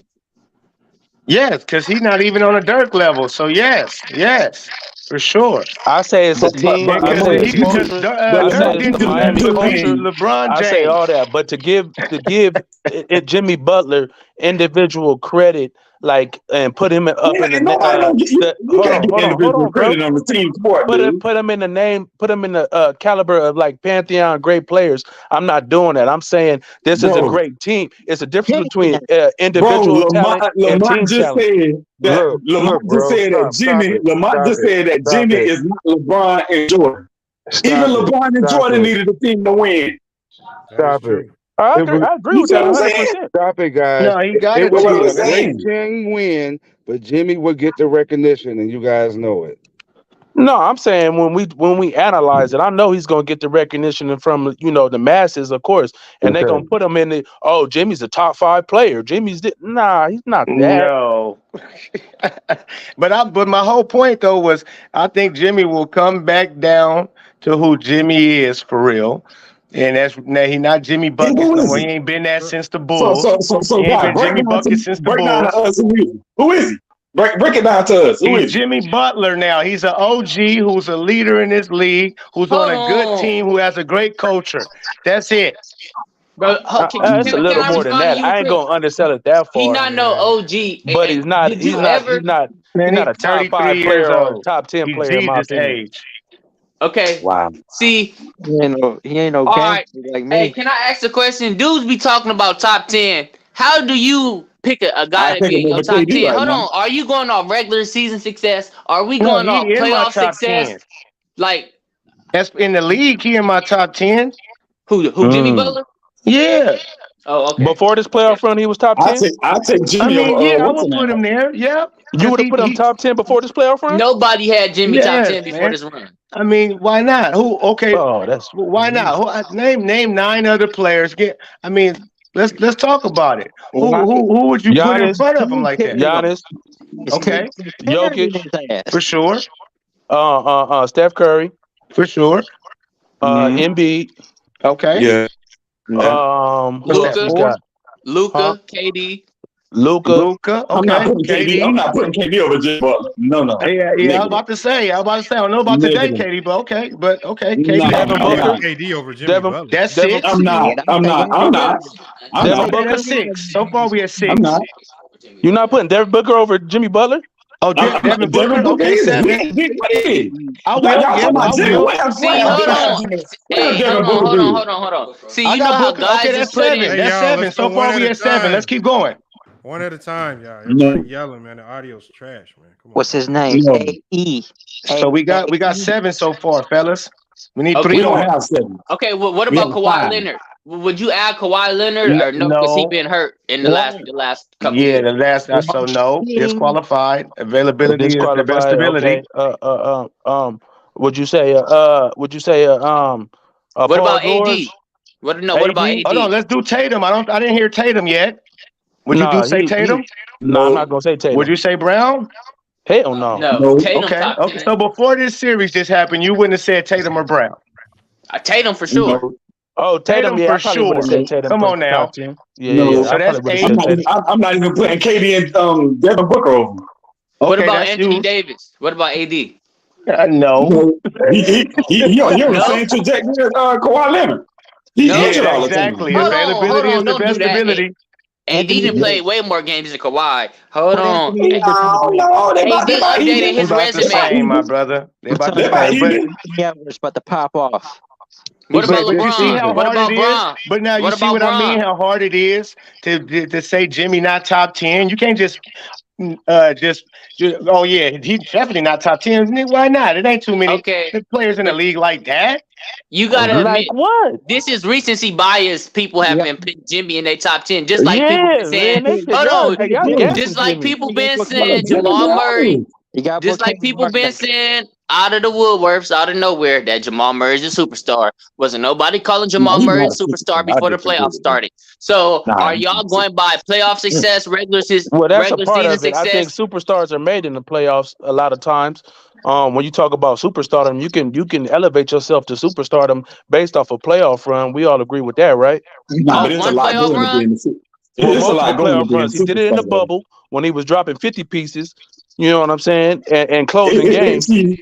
And then he was hurt 2 years. When you talking about being a superstar, it's a lot goes into being a superstar. No, I understand what you're saying, bro. I'm it's talking not just about on the court. It's marketability. It's a lot of stuff that goes into being a superstar. Okay, well, superstar talent, we'll say. There's a lot of stuff that goes into that. Like LeBron. LeBron is in year 38, but he's still the biggest superstar in the league. No, I understand what you're saying, bro. It's not necessarily his own the court. You're talking about off the court Even though his own the court play is good. Don't do that. All right, yeah, we gonna top 10? Superstar talent, brother. We're not talking about off the court stuff. We're talking about on the court right now. All that goes into being a superstar, though. That's fine. That's fine. I said a superstar talent. I like Jimmy Butler, but I don't think he no top. If you ain't top 5 like you dealing with Jamal Murray, Jokic, Mike, you got a squad ahead of you. I don't see him averaging 30. Like, it's a shock to all of us. We're not going to sit here and act like it wasn't a shock that he was putting up them numbers like that. Like, that was a shock, bro. Like, you like, what? No, I was more shocked over the shots he was hitting. He was hitting some crazy shots more than the numbers. Jimmy Butler's been a superstar since he's played with Derrick Rose. No, you're wrong. You don't No, believe that. Pimp. You don't believe that. Yes, Cut it he out. has. right. He's Come been a on, man. superstar since he played with He's Derrick trying to say Rose. Jimmy Since he Butler was a played with superstar Derrick when he first Rose. got Jimmy drafted. Butler man, has been a superstar since he was on Philly. That's when Jimmy Butler became a Okay. superstar Okay, I in guys. don't know. I Philly. don't know. All right. He first got drafted. He first got drafted. He was a superstar. He didn't even play No, when I'm he first saying got drafted. I'm saying when he got drafted, he was on the Bulls. He got drafted by the Bulls. Yeah, but he Yeah. didn't play his first So 2-3 years. so how could he be a superstar on the Bulls then? I'm Jimmy a Butler man, not a he superstar. Because wasn't. that's when he I'm played trying with to. Derrick Rose. Jimmy ain't never been a superstar. I didn't think he got superstars until we started making late runs with Miami. When you talk about superstar, He ain't never been a he been a superstar, star and he was man. a He's star in been a Philly, star and an but a all-star in superstar. this league, but Yeah, not All a right. y'all gotta superstar. Okay. understand. Most If superstars and superstardom, unless you win an MVPs, most of your work you only earn superstardom in the playoffs. And I don't think Right, he's really touched 100%. on. I think that's why I said he might be creeping into that territory now Right. because of what he's doing. But I don't think he did enough accolade wise or playoff wise just yet 100%. to crack With that his yet. song. But this run, if he wins it, if he can complete this run, he's in there. Like right. at least for the moment, he's in there for the moment. I got to Yeah. give him that for the moment. So y'all would say Paul George isn't a superstar, right? Right. What you mean, Paul? Paul, Oh, you said Paul George. I thought you Paul Pierce. Okay, yeah. But you know what though, K-Dot? Yeah. I mean, let me tell you this. It depends on everybody's definition of ew. superstar is different too. I was about to say, Lamont. Because like Damian Lillard is a superstar, but not. I think he's more so a superstar because of his box office. Exactly. But like then you have superstar players because they're more marketable. Like LeBron is no longer a superstar caliber player. Exactly. He's box office still, which puts him in that superstar echelon, and he's still really good. So Zion it Williams depends is a on what you want superstar, superstar, like how you define. but he's not he hasn't been a superstar. John performer. Moran is a superstar. It's a popularity contest. Oh, y'all box get office, it. No, because he's let's so not box take it office, there. yeah. We Because he's so take it out You of talking context about a though. We really superstar mean like performer on the or a court superstar superstars. as far as media and No, I outside don't of mean that basketball? kind. I don't mean with all of that. I mean LeBron on is Okay, the still a so court. we strictly superstar talking as a about basketball superstar player. performances. Yes. That's what I Yes. don't want to take it all the way there because if that's the case, LaMelo Ball is a superstar. He the biggest No, of them all, that's not comparable. for He sure. is. Right. You But gonna do so that? we're not We gonna talk take it about there. We're gonna take superstars. keep it on the court. Let's keep it on Keep the it on the court. court. There we go. So Superstar performances. Jimmy Butler, I don't think he's gonna continue having these. It was a shock to us. He was putting up these superstar performances with 30 points and 8 rebounds and this many right. assists and all of that. So like I said, I think he's gonna come back down to reality because it's gonna catch up. It might have been the hype of at the beginning. How you gonna say he gonna come back? Nuggets snap back to reality. Snap back to reality. Oh, there goes. Hey, hold on. Hey. How you think Jimmy gonna come back down to reality and he playing against probably These niggas singing 8 arguably the Mile. worst defensive team that he done played this whole playoff run in Just Denver? because he's not that guy. He's a guy, but he ain't that guy. No, but you gotta explain. Like if you gonna say that, you gotta back that up. You gotta explain why he's not that guy. Man, his didn't beat whole 3 career, teams. he's never been that guy. So why would I believe that now? Because Okay, he had 3 good playoff hold on. performances. Let me ask No, you. he's had more than that. Playoff Jimmy Have is you, a thing. the first Playoff time? It is Hold a on. thing. That is the In the thing. bubble, That did is you the thing. expect? I gotta admit that part. God Hold damn. on. Playoff In the Jimmy bubble, is the did you thing. expect My Jimmy thing to get is the role players. My thing is how great the role players are playing. I hate that we giving Jimmy all this credit for how great these other players are playing. And I agree with Lamont. Jimmy knows himself. He knows he's not going to carry a team like a LeBron James, like these other players, and he empowers these guys to go out and let them be great. So I do agree with that. But at the same time, when we talking about upper echelon players as far as offensive talents, I don't think Jimmy is in that same vein. That's all I'm saying. Okay, you could be more talented than a dude, but you can't be better than him. But you won't be better than him. Look at Paul George and look at Shea Gilgeous-Alexander. Like I'm pretty sure Paul George is more talented than him, but right now the better player is Shea Gilgeous-Alexander. Shea Right. Gilgeous-Alexander is a dog. He's in my top 10. Right, that's what I'm saying. Like you could be more talented than a dude, but the dude could be overall a better basketball player than you. Like No, look I at understand that. Talent is Well, not the Paul end all George, be like all. look at I love Giannis Paul and AD. George, though. Like No, AD, you will agree AD is more talented than Giannis, but Giannis is a better player. No, No. I wasn't saying talent was the end all be all. All I'm saying is I'm talking about actually their performances. You talk about those performances from AD and Giannis. You see Giannis had great performances. So I'm not just talking about talent. I'm talking about Jimmy having great performances, but he's not consistently great like we expect from great players. Great players, superstar players, do it on a nightly basis. Jimmy will have a great series or a great couple of games, and then you'll see him fall back into shooting, mid numbers. But his But team, Tyson, that's only right, offense. Like the thing is, he is consistently great defensively, and with 100%, regards to leadership, like offense, just like Jokic's defense is extremely inconsistent. Offensively, he's always consistent, whether it's playmaking or scoring. So 100%. why can't Jimmy just be always consistent defensively, maybe up and down offensively, but when his numbers actually called, like that big game he had in the playoffs this year where he put the team on his back and went 100%. ballistic, Yeah, he had a great game. when his numbers called, it seems like he knows how to show up or at least have his team ready to go. Like I can't. I gotta I'm give him not his credit, knocking him. man. I'm saying his Yeah, I intangibles, love his Jimmy, man. intangibles But is off the charts. yeah, His intangibles is off the charts. His leadership is off the charts. But off when the you're chart. talking about upper echelon scorers and players, Jimmy is But in Tyson, the back of the line a little bit. but Hold Tyson, on. isn't intangibles and leadership? Ain't that what made Magic Johnson a superstar? Man, hell no. Yes, it is. I No, agree with that. man. I'm a Magic big fan of game. intangibles. FYF. I don't think some other podcasters and stuff, they don't give it enough credence. You know what I'm saying? They just want to talk about skills and bag. But intangibles plays a great part in this game, a big part in this game. It do, but that ain't what made him a superstar. Y'all see, we got to stop with this. Jimmy Butler's a superstar. We seen him last year. We seen him take the same Celtics team to 7 that KD and Kyrie got swept by, right? Ever since he been in Miami, he has been to 2 finals. This is the second finals. 3 Eastern Conference finals. He done been The to the bubble Eastern don't Conference count. 3 times. The Eastern Conference finals 3 times. We seen him take the same Celtics team that beat KD and Kyrie that swept them. Like, y'all got to give Jimmy his respect. But Like, what No, I'm you need to saying Jimmy, is, give I Eric said we can Jimmy agree. should Spoelstra have. Hold his on. We can But respect. Jimmy agree. wasn't Jimmy even the leading isn't scorer a on that regular team. Jimmy season, wasn't the leading rebounder on the team. Jimmy wasn't the leading assist guy on that team. but Jimmy he's their wasn't. best If you player. want to talk about leadership and all that, that's fine. But don't say Jimmy took the Miami Heat passes that he did this. Jimmy did that. Talk about that team, bro. Talk about Eric Spoelstra. That's what Yeah, I'm saying. that's what. Yeah, you got to put respect on Eric. But to take a team Man, like Jimmy's this, still the leader of that team, though. hold on, that's Yeah, true. sure, he's the leader of the team. But see, it starts from top to bottom, and I'm gonna even give Pat some credit on this, because for Pat, picking up Jimmy, being able to sign him, because a lot of people he had a lot of options at the time, but he chose Miami. That was Pat selling them what he was selling them, and Eric Spoelstra hiring him when he at that time when they had LeBron James and all of them, and hiring Eric Spoelstra. What was Eric Spoelstra at first? A footage guy, a film guy, film room study guy, something like that, a scout for the Heat, Yeah.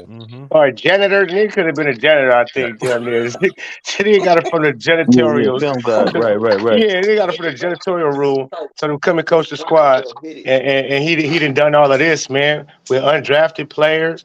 Players got waived, like Caleb Martin. He got waived. He Right. picked him up. Yeah, Man, salute to come the on. GM. Salute to the GM. Salute to their organization, bro. Yeah, that's it. But when have we credited a guy with carrying a team to the finals and all this that didn't lead their team in points, assists, or rebounds? When have we done that? he led his team in points. Tim Duncan. What No, do I'm you talking about mean? the Late last time. I 2000s. think it was Dragic before he got hurt. Oh, you talking about in the bubble? Was that was the bubble year? Yeah.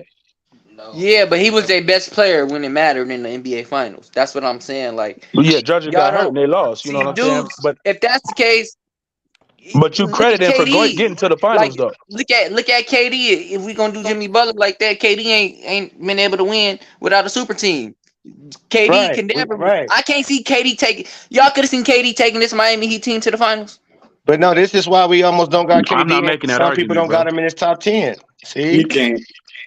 Yeah, I'm not making that argument to say that KD would have took this team to the I finals. mean, No, I'm not Not saying at that. all. And I'm not big on KD because he lacks leadership. He lacks wanting that's to be okay. a He leader. done He earned lacks that wanting already. to He take don't on want to that be the role. leader. He just want to hoop. He just want to hoop. So that's why I don't have KD as high as some other people got him. Correct though. I Same agree with here. you. I agree with that. So Right. yeah. But But Jimmy was built Jimmy straight for this Butler's great. team. Don't get me Can wrong, we but I'm agree just saying that when people Jimmy Butler is a superstar in the playoffs and not in the regular season? I would concede that to a certain extent. I would concede that, but I just hate when people say Jimmy Butler carrying his team and doing it. Yeah, he's playing great, he's balling, but let's talk about them other guys and they making the shots. Whether he empowered it to do it or whatever have you, he passing the ball, whatever have you. But them guys is the one knocking down them shots. Dude, They don't want shooting the three ball at a that's 40% every clip. that's Duncan every Robinson, all-time great. huh? Tyson, But I'm saying if that's the every defense is all-time great. we What's got to that? give Jimmy credit because if Jimmy hitting but that still takes you back to the Magic Johnson thing. He throwing all these assists to Worthy, Kareem, and all these all-time greats. They got to make the shots, right? No, Hold 100%. on. But Butler ain't assisting like that. What are you talking about? When Kareem went But he down, is this was defending like that. Huh? But he's defending he's the best defender on that team. No, Just like Magic. I say him and Bam out of body are the best defenders. Yeah, for sure. Bam is not on Jimmy's level defensively. Okay, we can make an argument, but I got you. That's not an I argument. got something to say to you guys. Bam is a great defender. I don't know why y'all discount Bam as not being a good defender. He's a To good these defender, guys, but hold on. When these guys finally feel the pressure That's hard to quantify. of the NBA Finals, are you still going to say the same thing? What's that?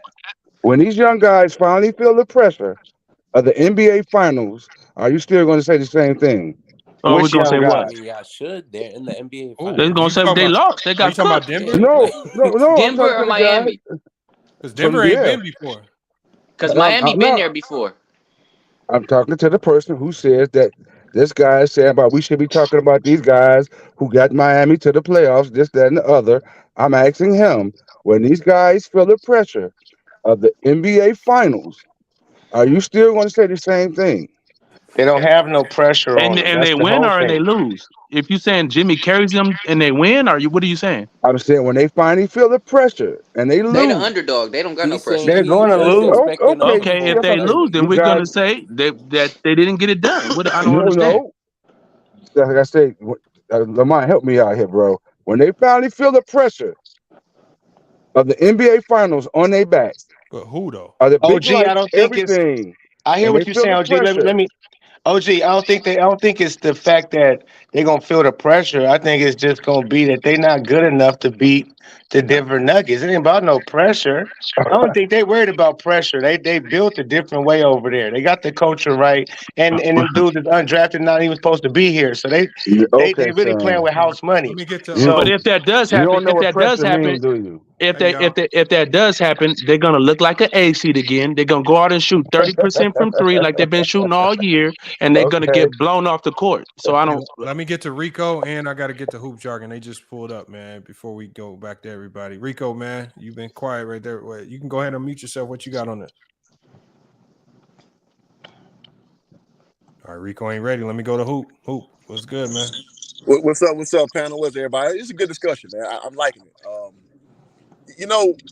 It kind of feel like I done stumbled to Oprah Winfrey show or sports talk. Everybody a goddamn superstar. You get a superstar. You get a superstar. Right.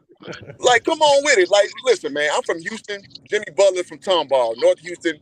I love Jimmy Buckets. But y'all, some of y'all, not everybody, y'all talking like he Kobe or some shit. Listen, right. Jimmy Butler has no first team all NBA appearances, no MVP appearances, 6 NBA All-Star appearances. Like, come on, like Jimmy Butler's damn good. He plays hard. He plays basketball the right way. And again, recency bias. One of the brothers said that earlier. I get it. Right now, it feels good to give him credit because he's doing it. He's doing his damn thing. But to put him in that echelon with the best of the best, there's no resume to support it. I agree. Secondly, check it. The hate always got master love. Here's how you know Jimmy Butler's not a superstar. If the Heat lose, he will face no venom whatsoever.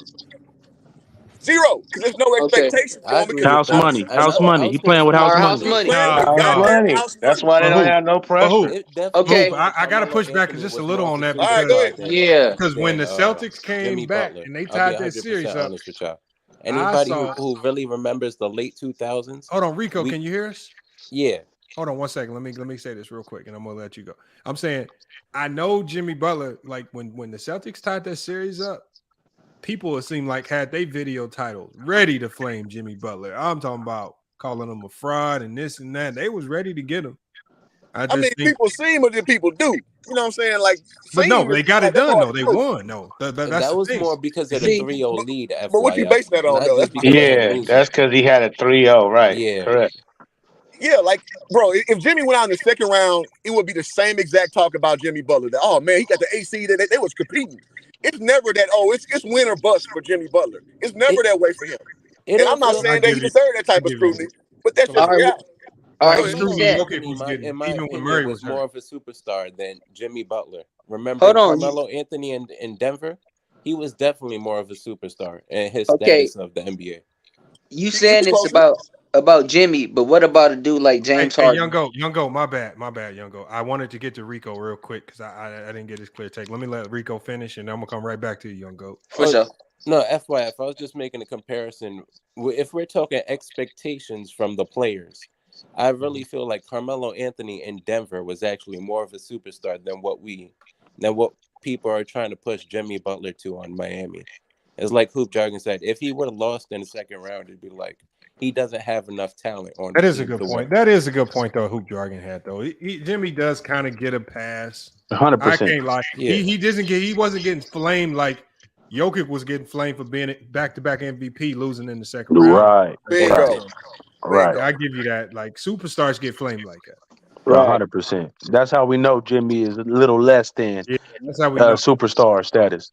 Like Julius Randle lose with the Knicks really ain't. Oh, Knicks fans might be mad at him, but really ain't nobody. You know, he ain't.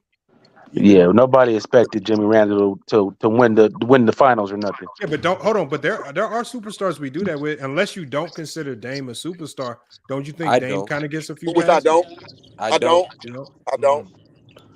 Dame is got superstar box office. Yeah, type of. But man. as far as it's hard for a small guard like that shooting threes and doing those things to affect the game that much where he's going to carry a team to a championship. Come on now. He just ain't really been around the past couple years, man. And you just look at his team. It's not so much Dame. It's you look at his team and say, nah, they ain't it. Yeah, they trash. Right. Yeah, because that's he's taking all the money. Dame goes to a team or they go get some pieces and you say, oh, they're a top 3 seed or something, and they coming out cooking and everything's going well, and then Dame sails in the playoffs, then he's gonna get a different type of venom. Hey, McLaren, when he said he was taking all the money, that's probably all. You know what I mean? Listen, man, he from Oakland, man. He from the bottoms, and he probably like look, he gonna milk the NBA. He like, fuck all them championships and shit. That shit don't. I get all that, but bro, you taking $60 million from a team. I'm the worst to build any type of team for you. I'm gonna be loyal to you. You be loyal to me. Run them checks, damn it, championship. Right. I'm gonna feed my family forever, nigga. Forever. Hey, Chris Paul. Y'all can keep the comparison. I don't want to be compared to no Dame Magic. Is a real, Dame is a real MC, my G. Dame is a real flame spitter with them rhymes. If you don't know, go check him out because he really. So yeah, he probably like, hey man, listen, I make these albums and play this hoop. I get hurt. I got this guaranteed money. Live good. Yeah, you know what I'm saying? I don't need to be no Pantheon great. I just need to be rich. Good for him. Money is money, but them guys be wanting them championships, though. I love not everybody built like Trust that. me. Hey, not if he everybody wanted built one, like that, bro. He would have bounced. That's if he Chris really Paul. wanted, he would have bounced. Not everybody built like that, man. Not everybody is in it for the glory. Absolutely. Some people just in it for the cash and everything else to come with it. We not gonna say that about Dame. That's funny that y'all saying this. Because me and Lamont, we was just talking about this, last week? Like, we can't punish a player for putting up great numbers, right? If his team ain't never put winning caliber guys around him to get it done. Correct. You Dame is a superstar. Y'all can't say Dame not no superstar. Dame Nobody got more max contracts than Chris Paul.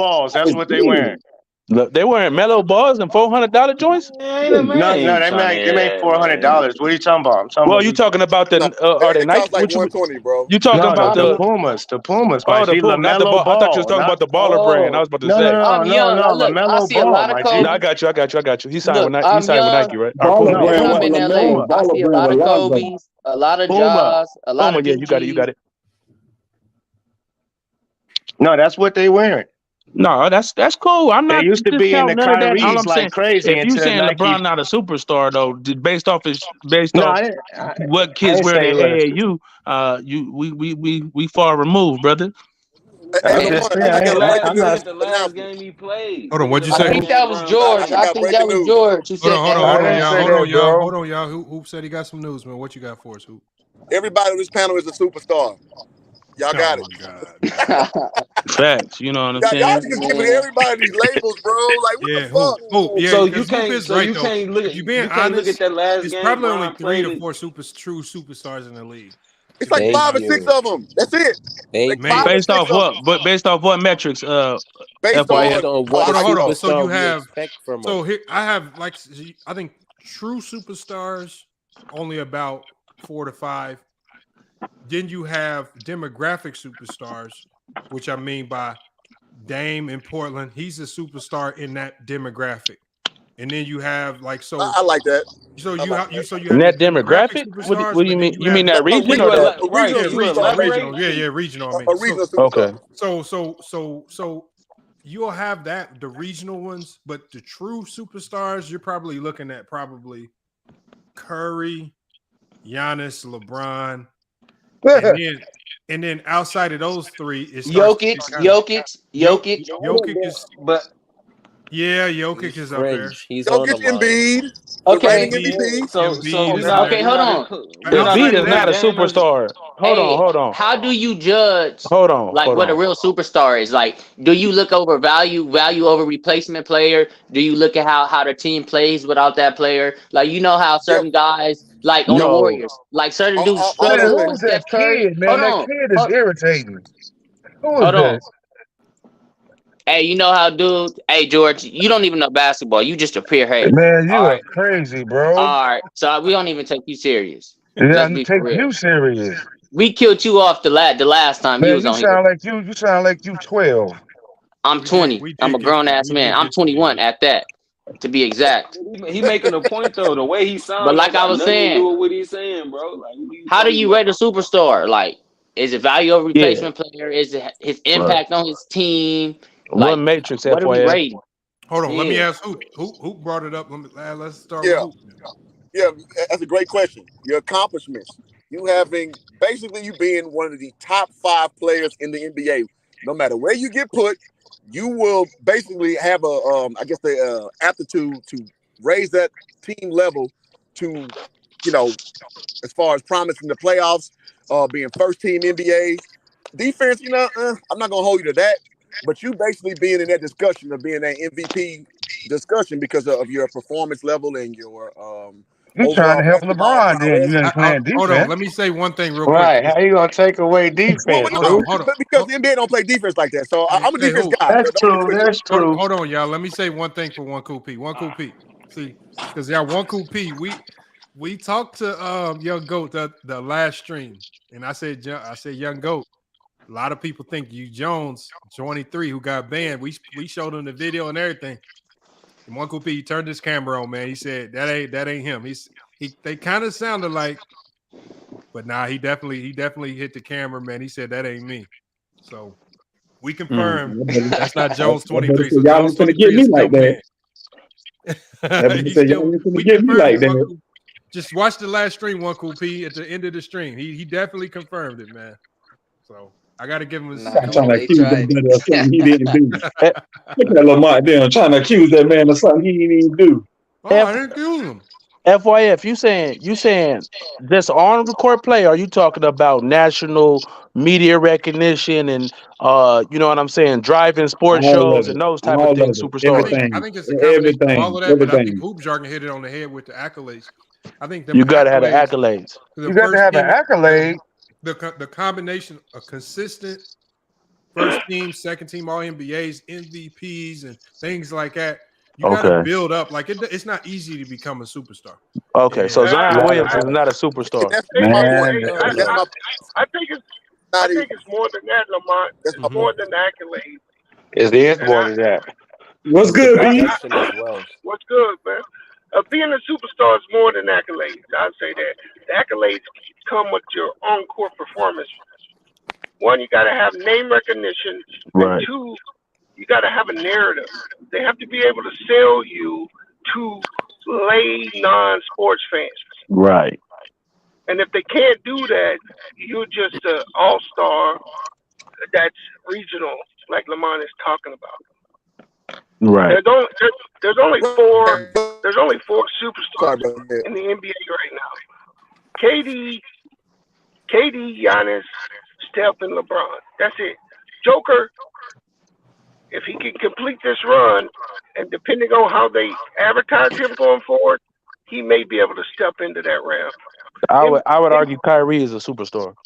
No, he's Hell not. no. He's Oh just no. polarizing. Oh no. Hell I'm a no. Kyrie guy. Yeah, I would Polarizing. argue he's a That's it. superstar. Okay, I'm a Kyrie guy. Hell okay. no. When y'all was, let me ask this question. When y'all was talking about accolades, right? Luka Is Luka a might be. And we superstar? all know You talking we about all play talking though, about. Lamont. You're not talking about how what Kyrie does off the court, his shoe Kyrie sales, ain't all no those type of superstar. things. Let's You're be not Kyrie, talking honest. about. Listen, man. Listen. I think we Kyrie might is get not a a superstar. Wait superstar a and minute. Hold on. Listen. popularity mixed up.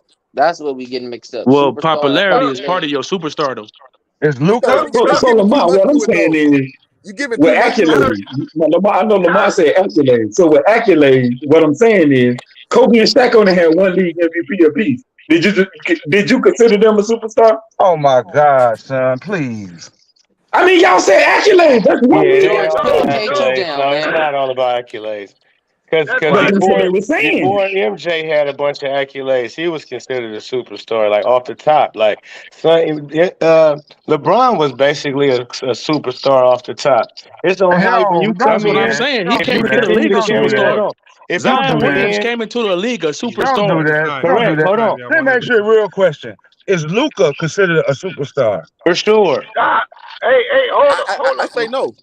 For I say sure, Hold man. up. I He's the think he's on the way. international You star. smoking. You He's on the way. smoking. I don't Hey, know. I guys. think Luka is. I think Put Luka the is. K2 down. No, Luka's not a I said 2K. superstar. Nobody K2 say down. No. I 2K. know he put up 2K. 2K numbers, See, now Hey, even in the Lamont. that's a playoffs. debate. Hold on, y'all. That's a Let Beast debate finish. right there. Go ahead, That's a Beast. Right, so debate. right, how Luka not a superstar and he didn't put up numbers Hey, in the playoffs stop, his bro. rookie year, That's not sophomore what we're year. talking about, though. Hold on, We're y'all. not Let Luka Beast talking has a finish. about. huge impact Accolades. on his I'm Accolades. talking team. about he put up numbers like all time Hey, numbers, Lamont, you gonna have to not no start little putting numbers. bounties on these niggas, bro. Yeah, no. Hold on, y'all. Let Beast finish. These niggas just keep talking, bro. So what? This Lamont show, bro. Slow Shut up, down. nigga. He told you to shut up. Shut up. No, don't can't no grown. George. Hold on, George. Come on. Good Lord, bro. It's his channel, bro. When he asks you to be quiet, chill out. Now, Nigga. yeah, you heard me. Everybody Hey, a superstar, baby.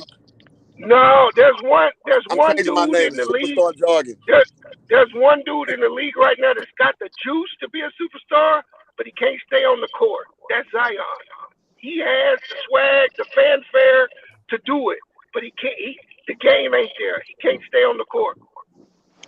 I agree. He was a And superstar when he came into the You know league. what? I think Beast is kind of right. You just And talking the right reason why I now. say Beast is right is because if you look at the four players that he named, they have an element to their game that just casuals can that like they have an element to their game that you can sell to non-basketball fans and just non-basketball fans when they can always know Steph with the three-point shot, the crazy threes. They know LeBron with the crazy dunks, the high-flying highlights and all that.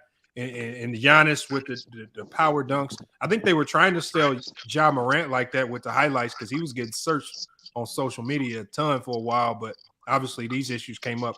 And then he's right with Zion. Zion had something that was easy to sell to casuals. Them power dunks on people's face. Like, you don't have to know basketball to know that somebody just got dunked on like that. And you can sell that. Like, those things sell. So I think it might be a little bit of truth to that. How was they trying to All sell those things, Luka? though. It's all those things together, bro. Yeah, But it's a not just combination of it all. popularity. Yeah, it's a So combination. I'll even say Westbrook bum ass was a superstar. You know how I feel about Russell Westbrook. But I'm not gonna take that away from that man just because I hate his game. You know what I'm saying? Yeah, Like you I call can't it down take the it line, away bro. from him. I call it down the line. I don't care who it is. I like you or not. And me and Pope argue about this all the time. You know, I'm not the biggest LeBron James fan, but I got LeBron at 4. I got Kobe at 11. And me and Pope don't never see eye That's to eye with crazy. but I call it Got down to the bring line, that bro. up. Got to bring that up. And I'm a How Kobe was they guy. trying Kobe to my sell favorite player of Luka? all time. That was the question. How was they trying to sell Luka? How? International superstar. That was the International new Larry personality. Bird. What do you, Baby Bird? They was Right, calling they him call him Baby Baby Bird, bro. Bird. What do you mean? That's exactly how they sell it. So it's the Yeah, same thing He was the how they was leader. trying to sell Zion, how they was trying to Yeah, sell yeah. everybody. no, On yes, Zion's stateside, a absolutely, superstar. I absolutely. believe I that. think it's the difference between But box office it and ain't even superstar. just. But you gotta what you selling gotta be good though. And the only thing that keeping Zion from that is his injuries. But Luka don't have that problem. He is what they displayed he was gonna be, or was saying projecting him to be when he was coming in the league. Same thing right now. Victor Wembanyama is a superstar. Soon as if he all he got to do is live Who? up. If he live, That's the LeBron media. James was a superstar coming in the league. All he had to Wembanyama. do was live up, and you know what he did? He lived up. Carmelo Anthony, he lived up. They came in the league, rookie seasons, had great rookie seasons, and followed up with great soft, and still, so you seen they You was saying already Carmelo and LeBron superstars. lived up. Pope, let For me ask you a sure. question real quick, Pope. How many superstars you think reside in the NBA? It's a few of us. Luca, it's Giannis, it's John Moran, even with his crazy self, he was becoming one, but now he in all the wrong reasons.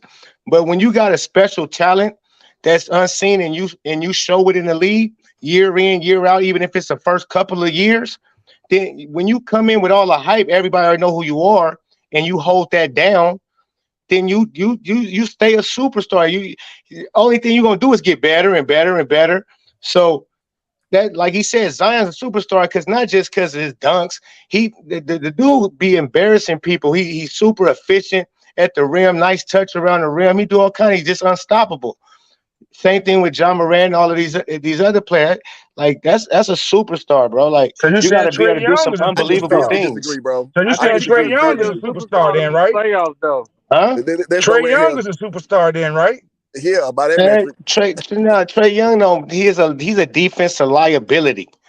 He's a liability on So the was court. Magic Johnson. So no, Magic Johnson wasn't. Magic Johnson is actually a top 10. He got one of the best seasons of all times at steals and all of that. So Yeah, you he talking is about top. Magic Johnson? Steals No, he don't wasn't. make He you can a go. good He defender. can guard from 1 through 5. No, he How is can't. Magic Johnson bad? That's what you He's haven't even the Johnson seen winner. Magic over Johnson the play. He's the You winner. wasn't Like, come around. You on, wasn't bro. even What you You talking born. ain't about? seen Magic Johnson play either, bro. That's You what I ain't seen him did play do. either. So that's a That's what I lie. did do. So do you know how old I am? I don't care how old you is. Oh, But okay. All you right. already admitted, Pope, that you didn't watch Magic because of Oh, I age. did. No, I never admitted I didn't watch You Magic. said it on You your just channel said the he other can day. guard No, 1 through 5. You didn't watch Magic. that's what I didn't say on my channel. So What we're talking don't about, what the misquote me now. NBA is promoting, the players that they're promoting. Am I correct? They're promoting Trey Young. They're promoting Luca. They're promoting Zion when he's available. The players that they promote. These are the players that they promote. Am I correct? I think it's the difference between Absolutely. box office and superstar, though. John Moran There is you box go. office. Bingo. Box office superstar. There you go. It's Hit a the nail on the head. difference. Yeah. There's Like players that Luca, sell a lot of tickets, but they ain't no superstar player. right. Luca is box office. There Luka's you a go. Luca's superstar. box Luka has office. proved in the playoffs he's a Nailed superstar. it. Nailed it. No, he's Yes, not. for sure. He's Luca has not. proved in the playoffs. Box You gotta do. office and You superstar. gotta. There you go. You gotta do one. No, Luca is not a superstar yet, bro. Hell no. Joker. Exactly. Exactly. Joker right now isn't a superstar. You got people like Yeah, Lisa you just Saunders. old and hey, bro. Look, bro. 2 Stop. MVPs. You're not a superstar. Come on, Stop. fam. Listen, bro. The best player in the league, not a superstar. How Hold on, that y'all. sound? Let Lord of Beast mercy. finish. What we Right. doing? Hey, y'all. Jokic is Let a Beast super finish. And we're gonna duper star. But go ahead, Hey, B. y'all cutting each look, other bro. off. I don't know why it's got to be hate, but how can you be a superstar in the NBA and one of the top reporters, Lisa Saunders, has never seen you play? Because they don't promote He's a him. That's why. That's casual. the argument I had with Lamont They don't in the watch beginning basketball of in the the NBA. playoffs. Look, now you're giving me a bunch of excuses. No, I'm not. See, when you Lamont, didn't we have that argument in the beginning of the playoffs? stop, bro. You George, I'm cannot not. act. I'm not. You I'm cannot, not. bro. Lamar, how you deal with this nigga, bro? Because I had the argument with Lamont in the George, beginning let him finish. of the George, playoffs. we're gonna come to you next. Let Beast finish. I'm coming right to you next. Go ahead, Beast. Not gonna find a reason that ain't seen Steph play, ain't seen KD play, ain't seen LeBron play. You're just not gonna find that. Joker is putting himself on the map now. What he does in this finals is going to determine how they promote him going forward. Just because you win an MVP and you play well, yeah, you're a good player, but they got to be able to sell you. You got to be able to be sold. So if you can't be sold, you're not a superstar. You're not going to get the superstar treatment. Kawhi was almost there. He got the demand, but he didn't get it done. No, it's crazy. Lamont, can I talk now since he's done? Go ahead. Didn't we have this argument in the beginning of the playoffs? What did we say? I can't remember. About the NBA not promoting the number 1 seed in the playoffs? They don't. The NBA never promotes the number 1 seed. They promote the best players. The NBA's never been a league that sold teams. They've always sold the top players. So you're telling me when the Lakers and the Celtics were the number 1 seeds and all this stuff, they weren't promoting these teams when they were the number 1 seeds? They were promoting whenever the Lakers were at the top. They were always promoting the Kobe's, the Shaqs, the LeBrons, the Magics, the Celtics with Bird. They were selling Bird. The Bulls with Jordan. NBA's always sold players. I got you right. So when the Lakers were the number 1 seed and the Spurs won the championship, what happened? What year is this? What are you talking? It's a bunch of years that happened. I hate to say it because I'm a Laker fan. But you said the Lakers were the number 1 seed. When the Lakers were the number 1 seed and the Spurs won, what happened? I don't know. What are you talking about? You said they promote. You just said. Are you saying that the NBA promotes the Spurs? I'm saying when the Lakers were the number 1 seed and the Spurs ended up winning the championships those years. But what year or are you when talking about? the Celtics were the number 1 seed and the Lakers ended up winning the championship. I'm just saying certain things that what the NBA does. When I was pointing it out, they were the number 1 seed with the remaining with the MVP on their team, and they were not promoting the Denver Nuggets. Yeah, because Jokic, just because he got game, this is where we got to understand the game within the game. Jokic got pure game, been having it, but they don't promote him because he don't talk. He don't do a lot of talking, and he not that guy he barely speak English. He's just learning how to speak English. So he ain't that guy you can joke with like that, and he not advertising like that to the people. So that's the only reason why they don't promote him. But as far as his performance on the floor, Kobe was like that too. I mean, no. Kobe came in with the same swag as Michael Jordan. So the media a lot of people hated Kobe, bro. Exactly. I was one of them. I didn't like him because of that. So yeah, that's good press. Bad press, good press is good press. Bad press is even good press. So if you got people talking like, "Oh, I don't like that guy. He's trying to act like he Mike," and they looking for you to fail or succeed, to be the villain or the hero, that's still good. And when you show up like Kobe ended up showing up and earning everybody's respect by taking it like, okay, I am that guy. Y'all got me confused. Then they was that guy all year long. They was number 1 for the whole year. Bro, when he came in as a rookie. I'm talking about this season, bro. I ain't talking about that. Who you talking about now? Because we were just talking about Kobe. This year. They won. Nigga. They was the top on the West for the whole year. Kobe, you just said something. Now you going back. No, we were talking about how. Oh, bro, you keep. You said Kobe was quiet like that. Kobe was never quiet because like that. You switched it. Talking about how Joker. Come on. You switched it. George on that cake too. No, I'm not, because I keep busting you guys out and you don't understand. You a goofy. No, you just you a goofy, bro. I don't know who you talking to, but he switched the conversation. The conversation was you did, my nigga. I was saying Jokic not a superstar in the media's eyes. Hold on. He was the MVP. Look, bro, you switched the conversation because you can't keep your mouth shut. And you kept interjecting in what he's saying. Was Jokic the MVP last year? Was the Denver Nuggets on top of the league in the West for the whole year? He's not someone you can promote like that to the people. He barely speaks English, so they don't push him. But they know he's a superstar. Period. I mean, the easiest way you can sell a superstar, because remember, the people that make the NBA money is the NBA being able to attract people that don't even really play or watch basketball that much. So with Jokic, how do you sell him to people that really don't appreciate the game, like basketball heads like us? Okay. Right. Where are you from, Lamar? How do you sell a Jokic highlight of him loafing up the court all slow, doing a whole bunch of up fakes and then just throwing up a little ugly floater at the rim. Like, how do you sell him?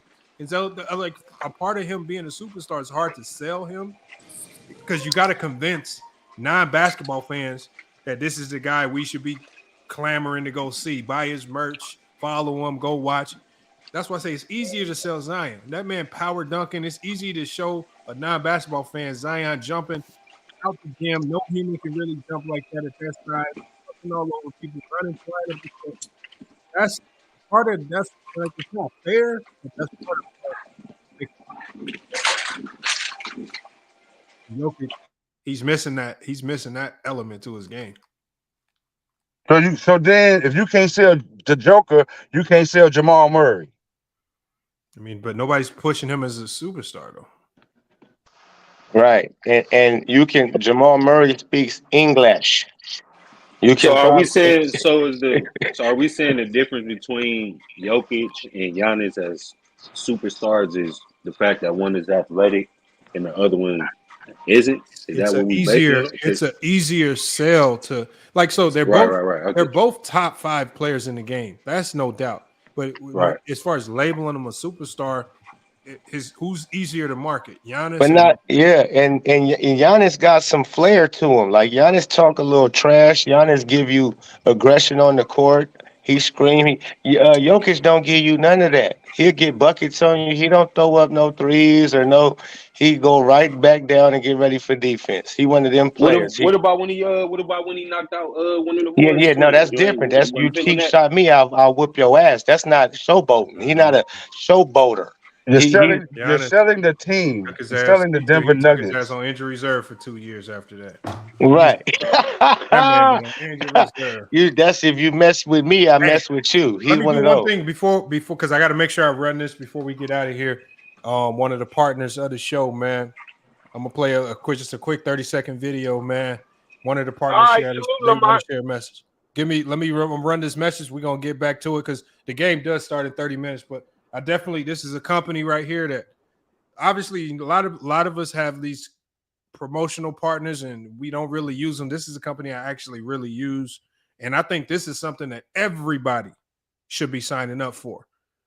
Everybody should be signing up for because it's an easy way to boost your credit and help you get to where you need to be financially, man. It's a company called Rental Karma that allows you to report your rent payments on your credit, man. Let me check this video. Did you know that you can add your rental payment history to your credit report and help you improve your credit score or establish credit if you don't happen to have it? At Rental Karma, we've helped over 62,000 families across America in the last 5 years do just that.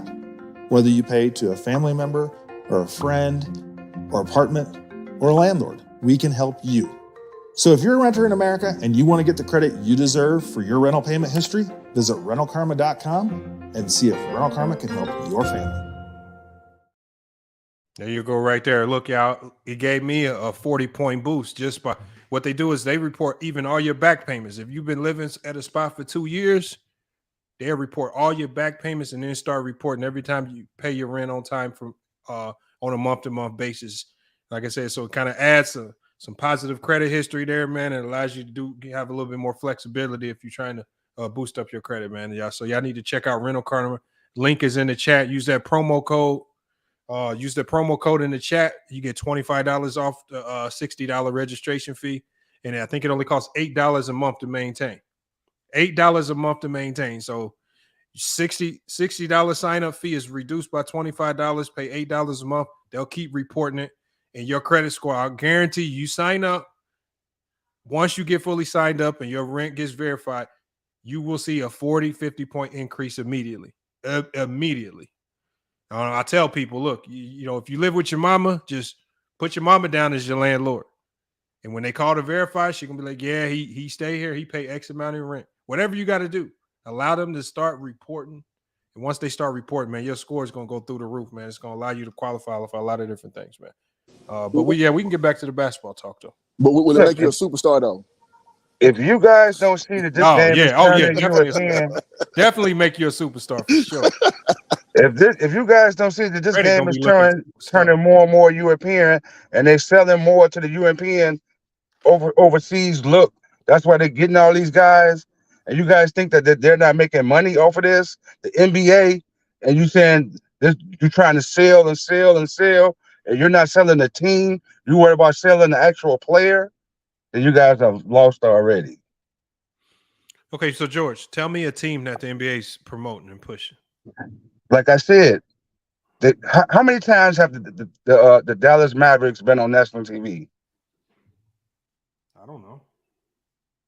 I mean, who's counting? They got Luka. I'm saying, but you need to count. You need to count because they're selling Luka. They're selling these international players. That's what they're advertising. I understand about LeBron. I understand about Kawhi. I understand about our players. But I want you to realize what they're trying to sell internationally and nationally. What they're trying to do. Why do you think more and more of them are coming over here and playing? Yeah, but of course you want to sell your international players because the NBA's been trying to go global. That's more money. I mean, so if you can open up your fan base from the U.S., because we saw how big just having Yao Ming was. Yao Ming's fan base in China was so big, they voted that man into the All-Star game. Like sometimes, like there's some humongous fan bases out there. You're making my point. They got behind Jeremy Lin. So you're making my point. Yeah, they want to tap into that. So you're making my point. The next Asian guy that's just kind of nice that come around, he could just be Chris Middleton. Like the NBA is gonna prop this dude up and push him like he's a superstar in the making. I probably because they want that China following. So why they're not promoting the Joker? They are.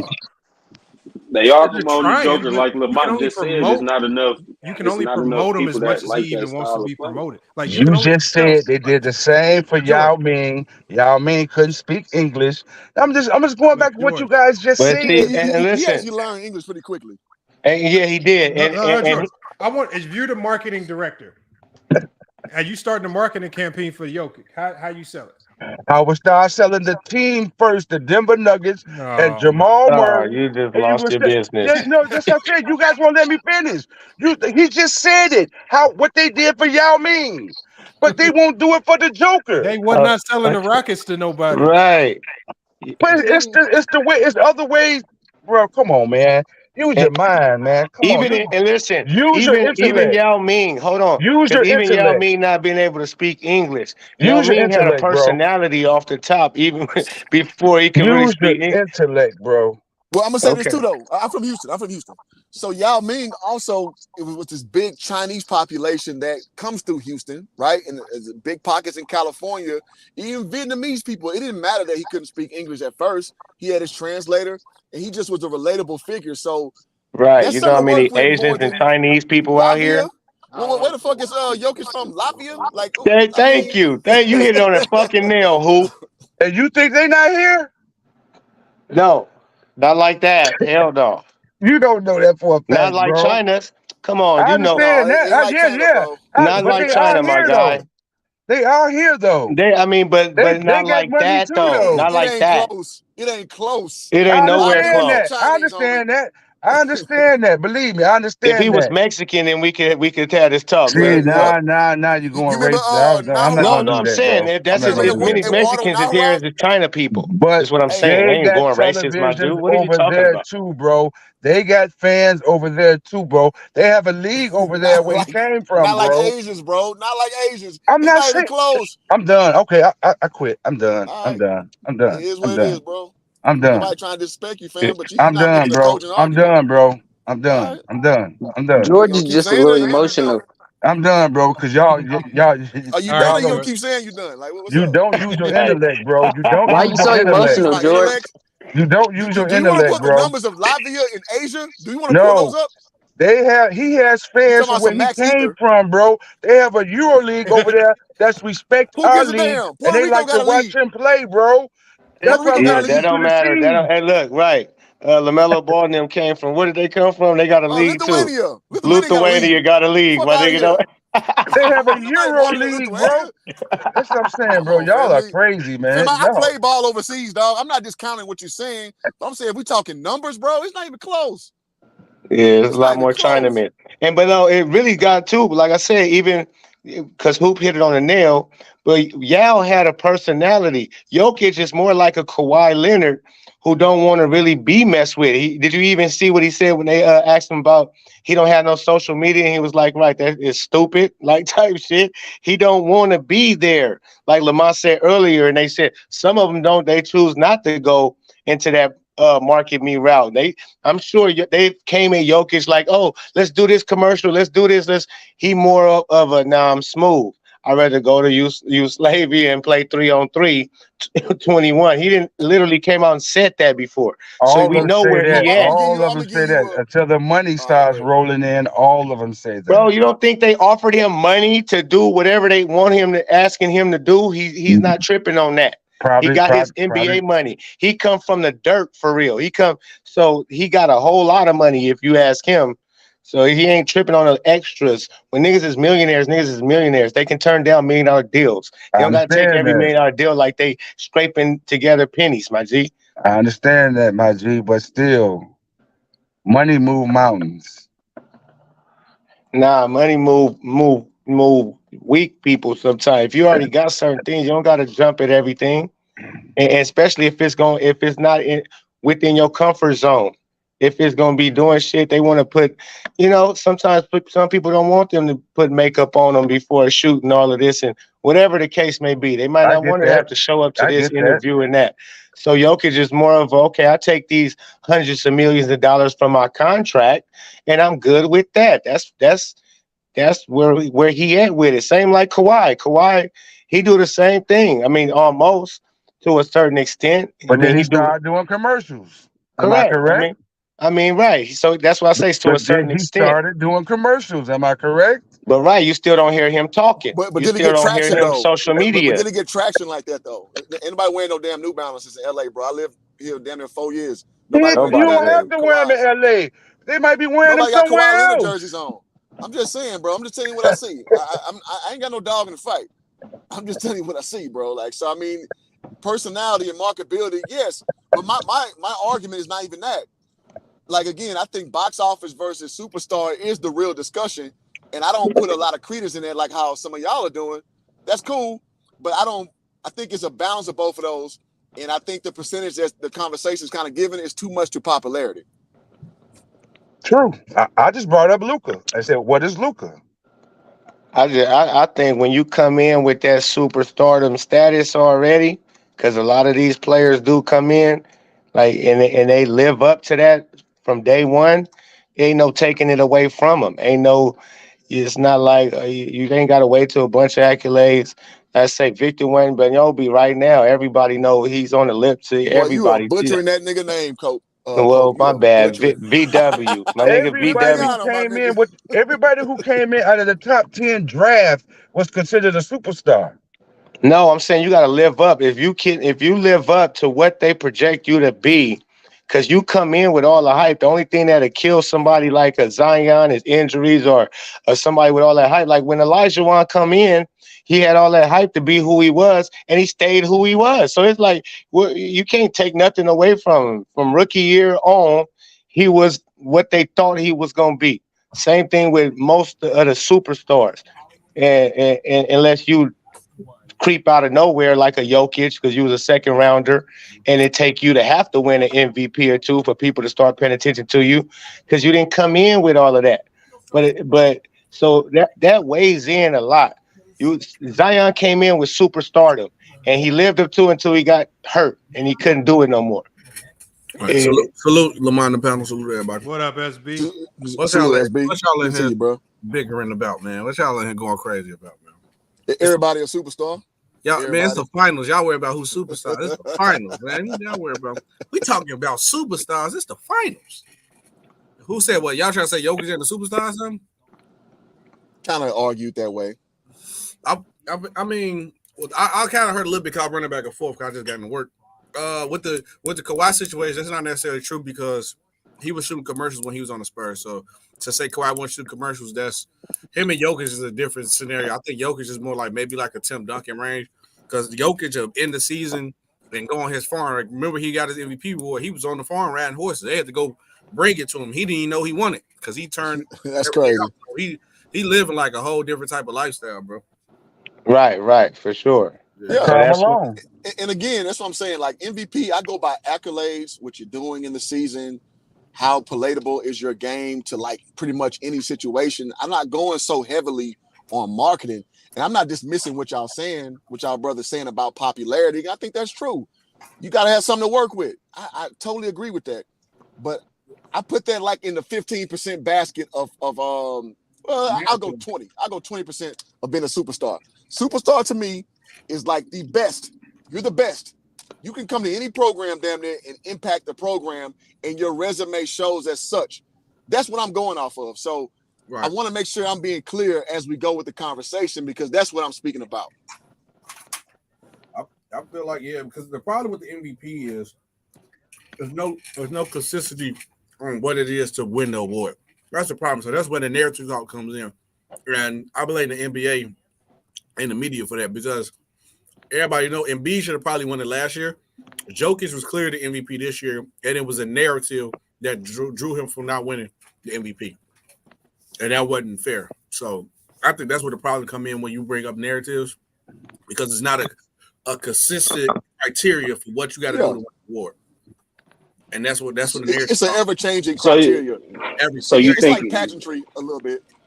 So you don't, regardless of Jokic winning the MVP this year or last year, you don't think he should have been a 3-time MVP? I think you should have been, yeah. I mean, you think he should have last year? I'm not against the NBA correcting on the back end, because when you start to go too far, you know what I'm saying, it can be a little skewed. And I think Steve Nash is probably my biggest example. So I'm not afraid of them trying to fix it on the back end. But to your point, SB, it does make it feel kind of just dirty, where it's like, okay, you know this guy is the guy, and you're not giving it to him because of a narrative. And it does make the sauce kind of, a little something riding in Denmark, and I get that. But it's like, ultimately, like, what can you really do? It's an entertainment-based league at the end of the day. And it sucks because we all love basketball, obviously. We're on the stream, whether you're in the chat, whether you're on a panel. We all love it. But we do understand that there's a lot of nuance to this shit, and it's not cut and paste like we would want it to be, because it'll make these discussions a lot more succinct, in my opinion. So, it does suck on the back end, with that being said. Yep, and you know how bad enough we'd be with the popularity when people say, man, nobody want to watch the Nuggets and the Heat. I'm like, why wouldn't you want to watch the two best teams who've been playing in the playoffs? Bingo. And a two-time MVP. Who don't want to watch a two-time, bro? It's a two-time. Bingo. That's what the problem is. Like, the real, let's try to put it. It's basketball fans and it's NBA fans. I mean, because the NBA fans, and I had to say NBA because they're not like you just watch any type of sport, because I hate when people say that you're not a real fan if you watch every type of basketball. That's not necessarily true, but I mean about, like, they only chase narrative and players. They don't really care about the sport. They don't. I think it's like 60-40. Like 60 people that watch the NBA only care about like the players and narratives. 40% care about the actual sport with the players. And that's the problem with NBA fan base. Yep. It's more LeBron fans than it is NBA fans. Sad to say. Well, it's just like YouTube, man. When you put out shorts, some niggas only want to watch your shorts. Yep. When you put out real long form content, some people want to hear you talk. You got to find that balance between those two, because, like, if you step back and look at a channel, oh, you got that many subs, oh, that many views. But you look at, like, when you actually create content, you see the watch time and stuff like that. So it's a healthy balance between all those things. And so these conversations are important, so people just understand the whole short and long form things of all these things that we take in, and try our best to make a consensus. Yep. I agree with you on that. You got on here. But we want to see. I can't wait. Who y'all got, though?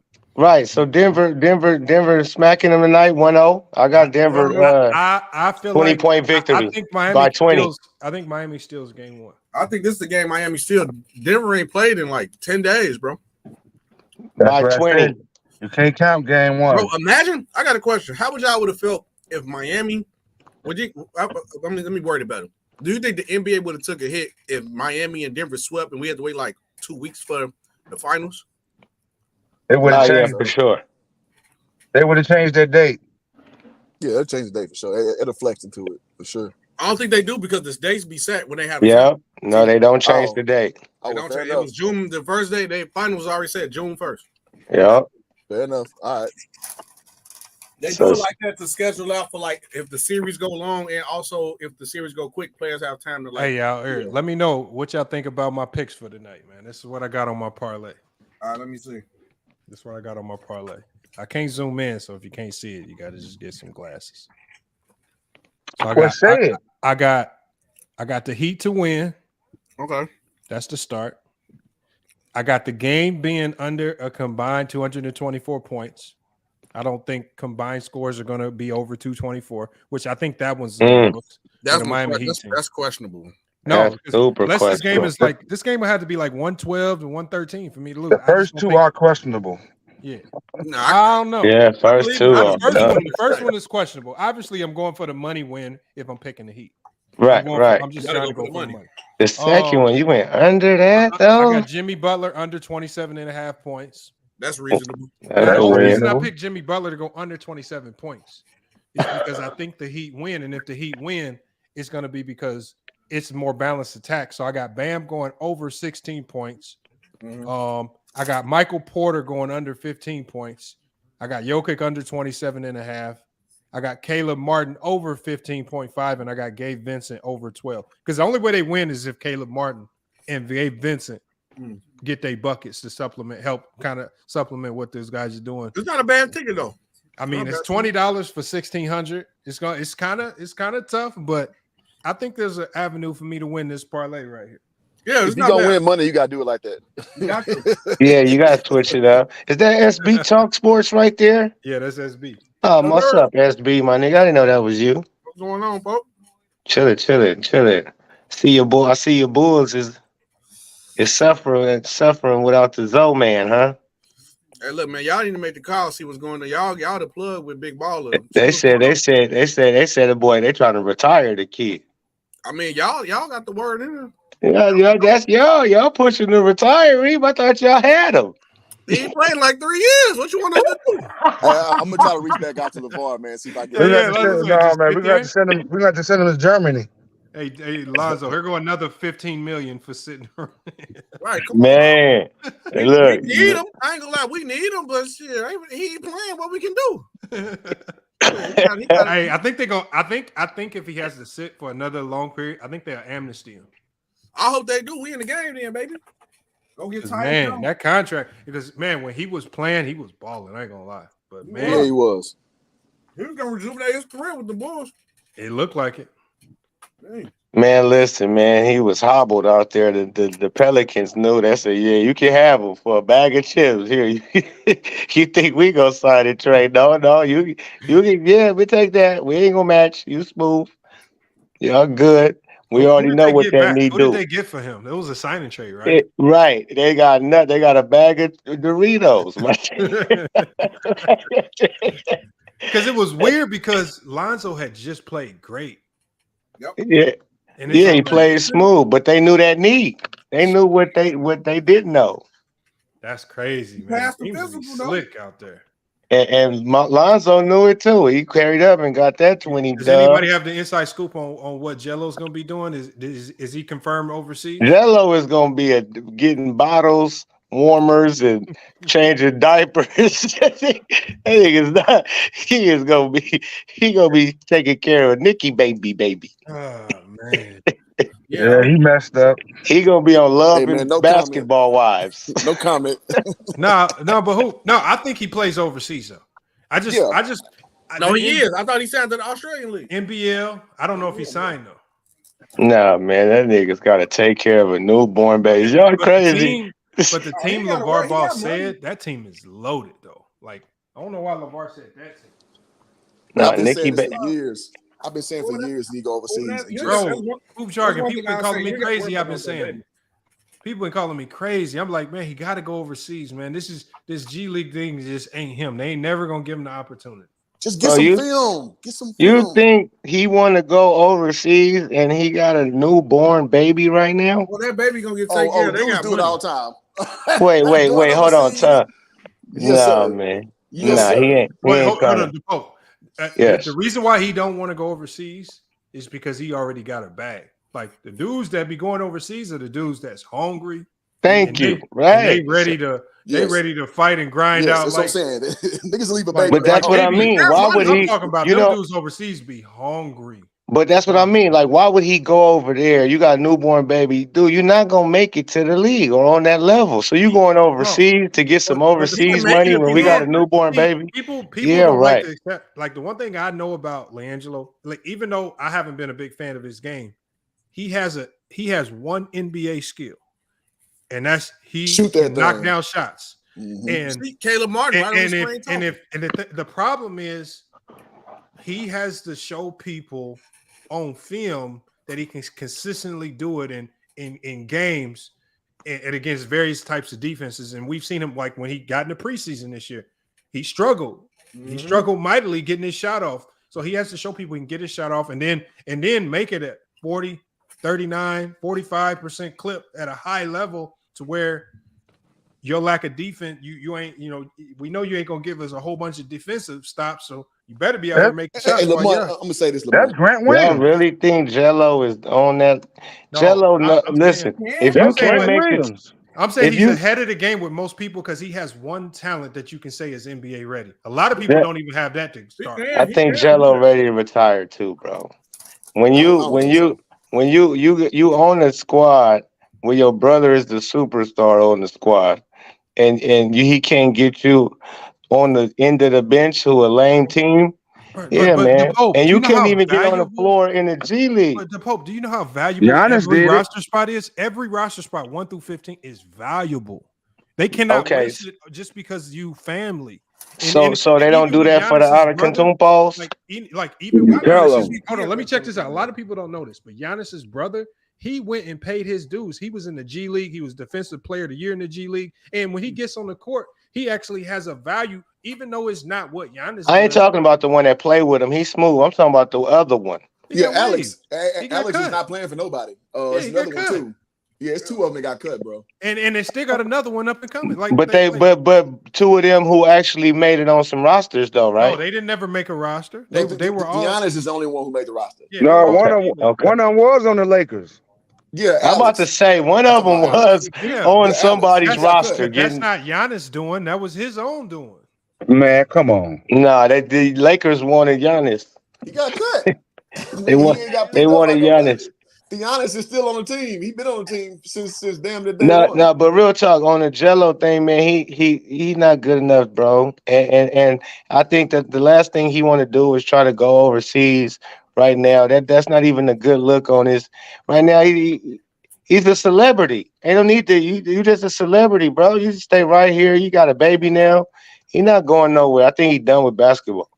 He about to be on Love and Basketball Wives. Bro, that's gonna be his new career. This, man, one of my good buddies. I know an NBA shooter when I see. Yeah, man. Listen, I didn't say he wasn't an NBA shooter. He ain't got the desires no more. Hold on 1 second. One of my good buddies, Dane Irvin, man. He's a scout for the Phoenix Suns, and he don't like the ball packed family at all. Like he's all me and him always been into it, but he was like, man, when Devin, man, I play this video on my channel all the time.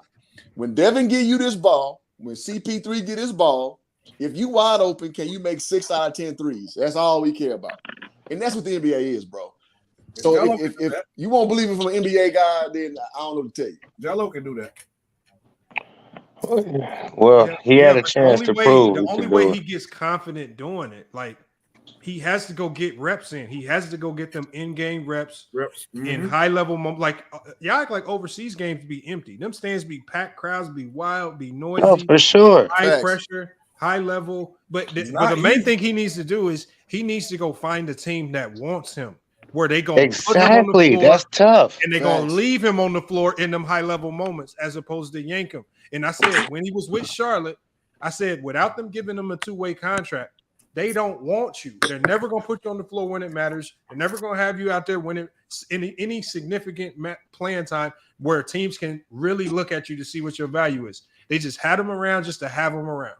And I said, you got to go find somebody that actually wants you. All right, so look. Stop chasing your brother and being a tag along with the Hornets. LeVar Ball was out the country not too long ago. It was kind of long ago now. It was some months ago.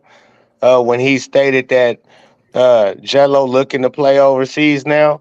That was months ago. We ain't heard nothing about that. I've been So saying that. I've been saying this for the last 2 years. what I'm saying is they obviously been looking for a team. If somebody wanted him, we would have heard by now.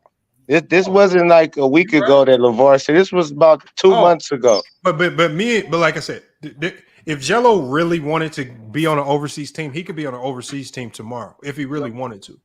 So you think so? Yes. Without guarantees, because I'm sure he gonna want guarantees. He not gonna want no.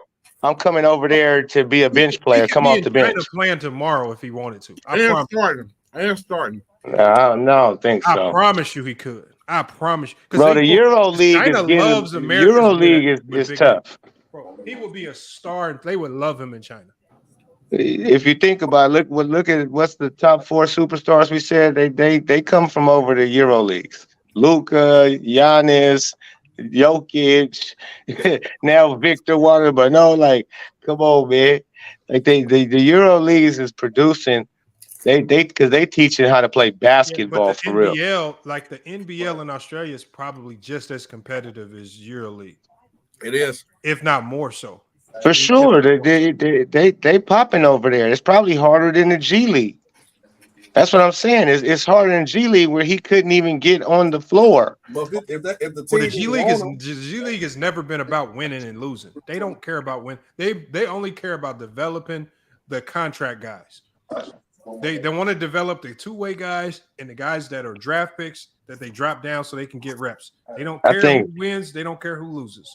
If somebody wanted Jello, we would have known about it already. Especially with LeVar coming out openly saying he ready to come to the NBL. He said that openly. He ain't got no cause. The only thing we heard after that with Jello is he's having a new baby, and he's very happy about it. You are right in the sense that this is something that Jello has to want. Overseas is not fun. Thank you. It's not luxurious. I mean, it can be luxurious depending on what team you go to, but you know, it's on him. It's on him. Okay, do you think Jello's the type of man that's running a relationship when Nikki Baby, when she's the woman, she wearing the pants over there. She ain't going nowhere. He gonna help Nikki Baby with every movement of this baby. He gonna help. He's a sour puss. Damn. Speaking on that. Come on, man. We see it. You don't got to speak on it. I'm gonna tell the truth. The nigga's a sour puss. The basketball side of it, he has an NBA skill. At the end of the day, what you saying, Lamar? He Grant Williams. That's not what I said. Hell no, he can't play no defense. He like Duncan Robinson, if anything. Duncan Robinson's better. Well, man, I know his skill. I used to believe that Jello would be able to do it, and he showed me he can't do it. So I can't stay on the train. And the problem with Jello, and I think he's a good. How long are we gonna keep saying it's possible? He's a good shooter, but like I said, to be a good in the NBA, you have to be able to shoot off, catch and shoot off 1 dribble, 2 dribble, 3 dribble. You have. I mean, you got it. And you know, I think he struggles with people contesting his shot.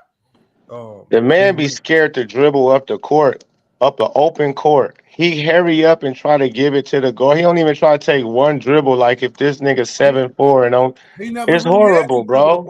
That's bad business. But he never had to do it. Remember, he had always played with LaMelo and Lonzo. Well, listen. Somebody said Jello reminds him of Deion Waiters. I think Deion Waiters is way different from Jello. Deion Waiters. Deion Waiters a hooper. Deion Waiters had a bag on him. Yeah, like, he remember did. him in Syracuse? For sure. Yeah. Deion Waiters put up some numbers in the league before. Deion Waiters had a bag. Deion Waiters was a dog. Yeah, I don't know what they talking about. Jello ain't him, man. Hold on. But hoop jargon, because you might be able to answer this best. Before we get there, what would you say is Jello's NBA counterpart? If he gets in shape and he's at his peak, who is this NBA? I got you. And I know for a fact LeVar don't like this, but it is what it is. It's my opinion. It's PJ Tucker, bro. PJ Tucker with a way better 3-point shot. I played against PJ Tucker my junior year in college, bro. We played University of Texas. We got dusted off real good. Him and LaMarcus Aldridge. Oh yeah. Yeah. We got touched up real good. I ain't gonna say how much we lost by.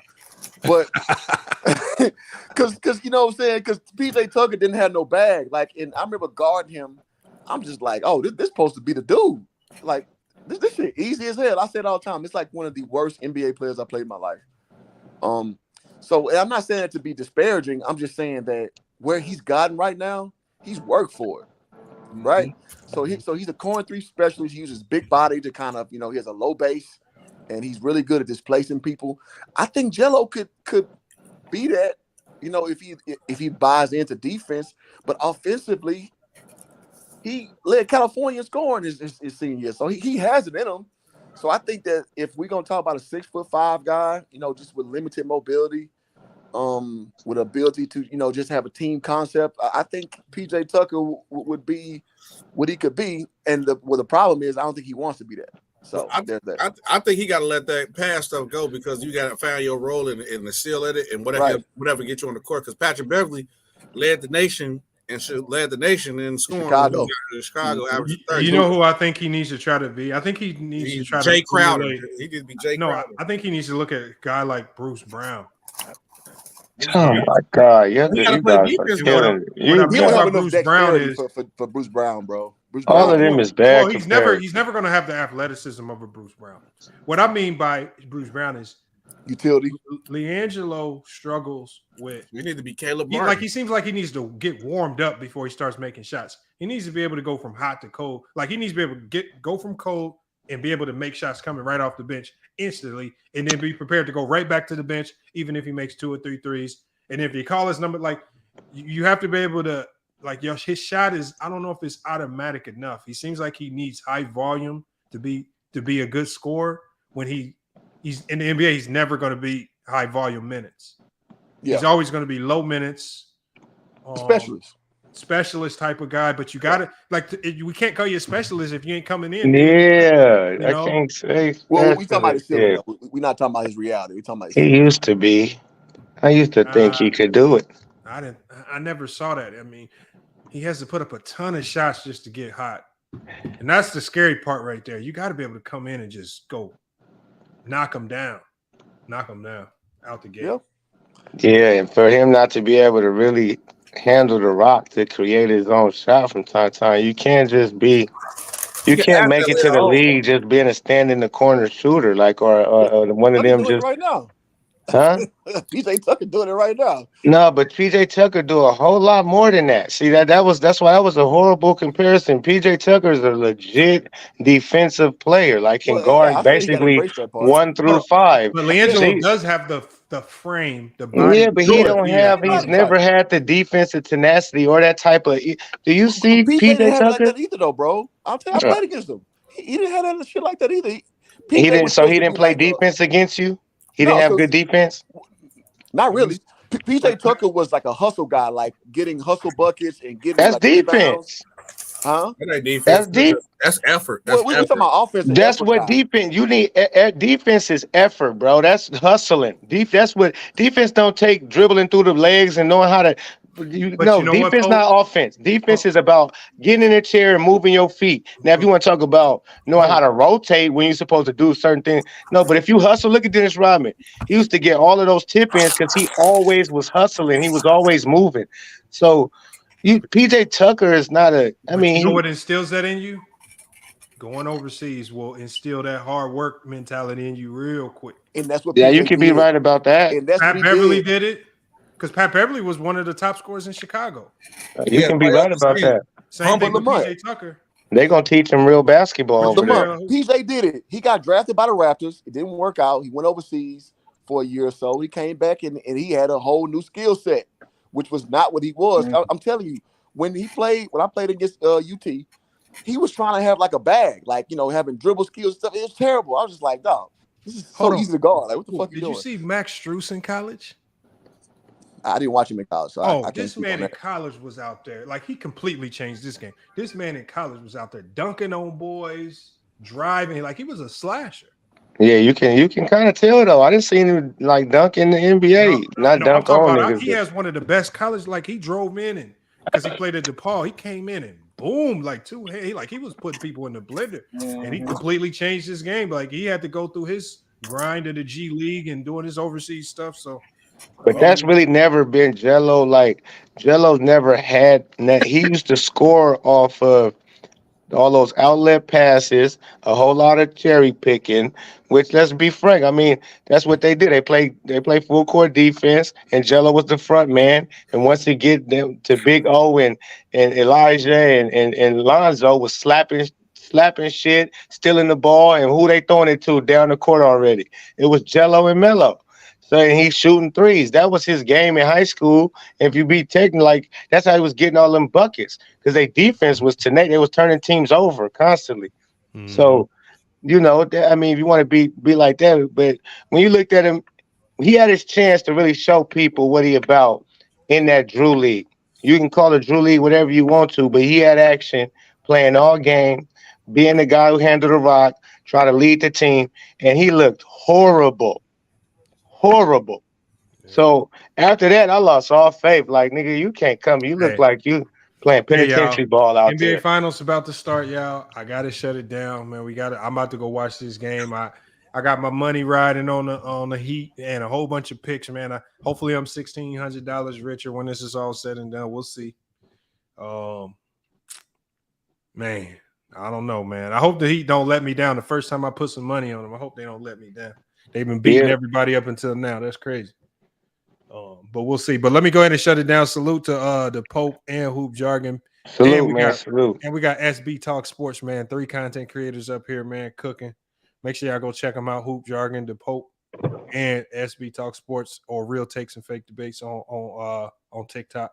Yes, sir. But I'm gonna go ahead and get this one down. I'm gonna go ahead and let y'all go. Let me bump y'all down. Boom. And then we got to run this extra. Make sure y'all don't forget to check out Rental Karma as well. Check out Rental Karma, y'all.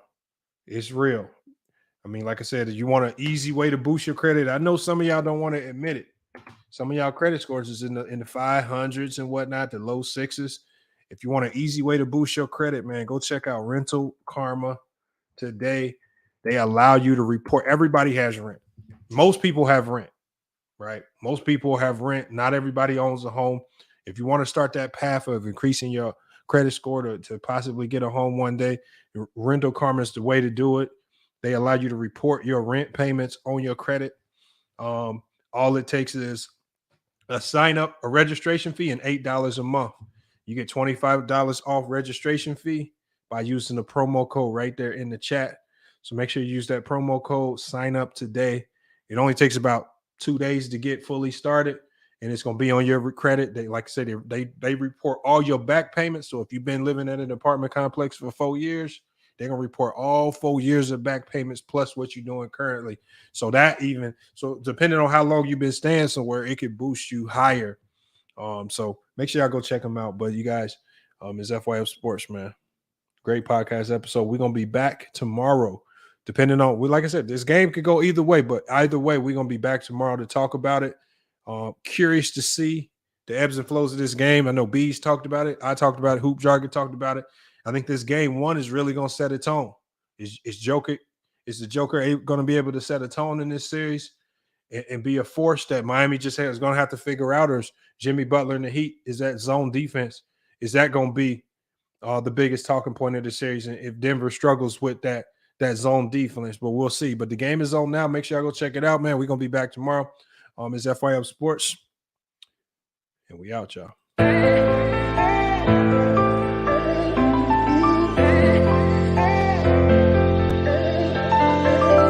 Yeah, we done came from the bottom. Mad that we up, but I don't hear him talking. Started with knowledge inside of my noggin. We took a dream and then we started blogging. Put my city on the map now. I'ma say how it is and I don't back down. On the road to 100K, we finna act out. We gon' show them that we not just in the background.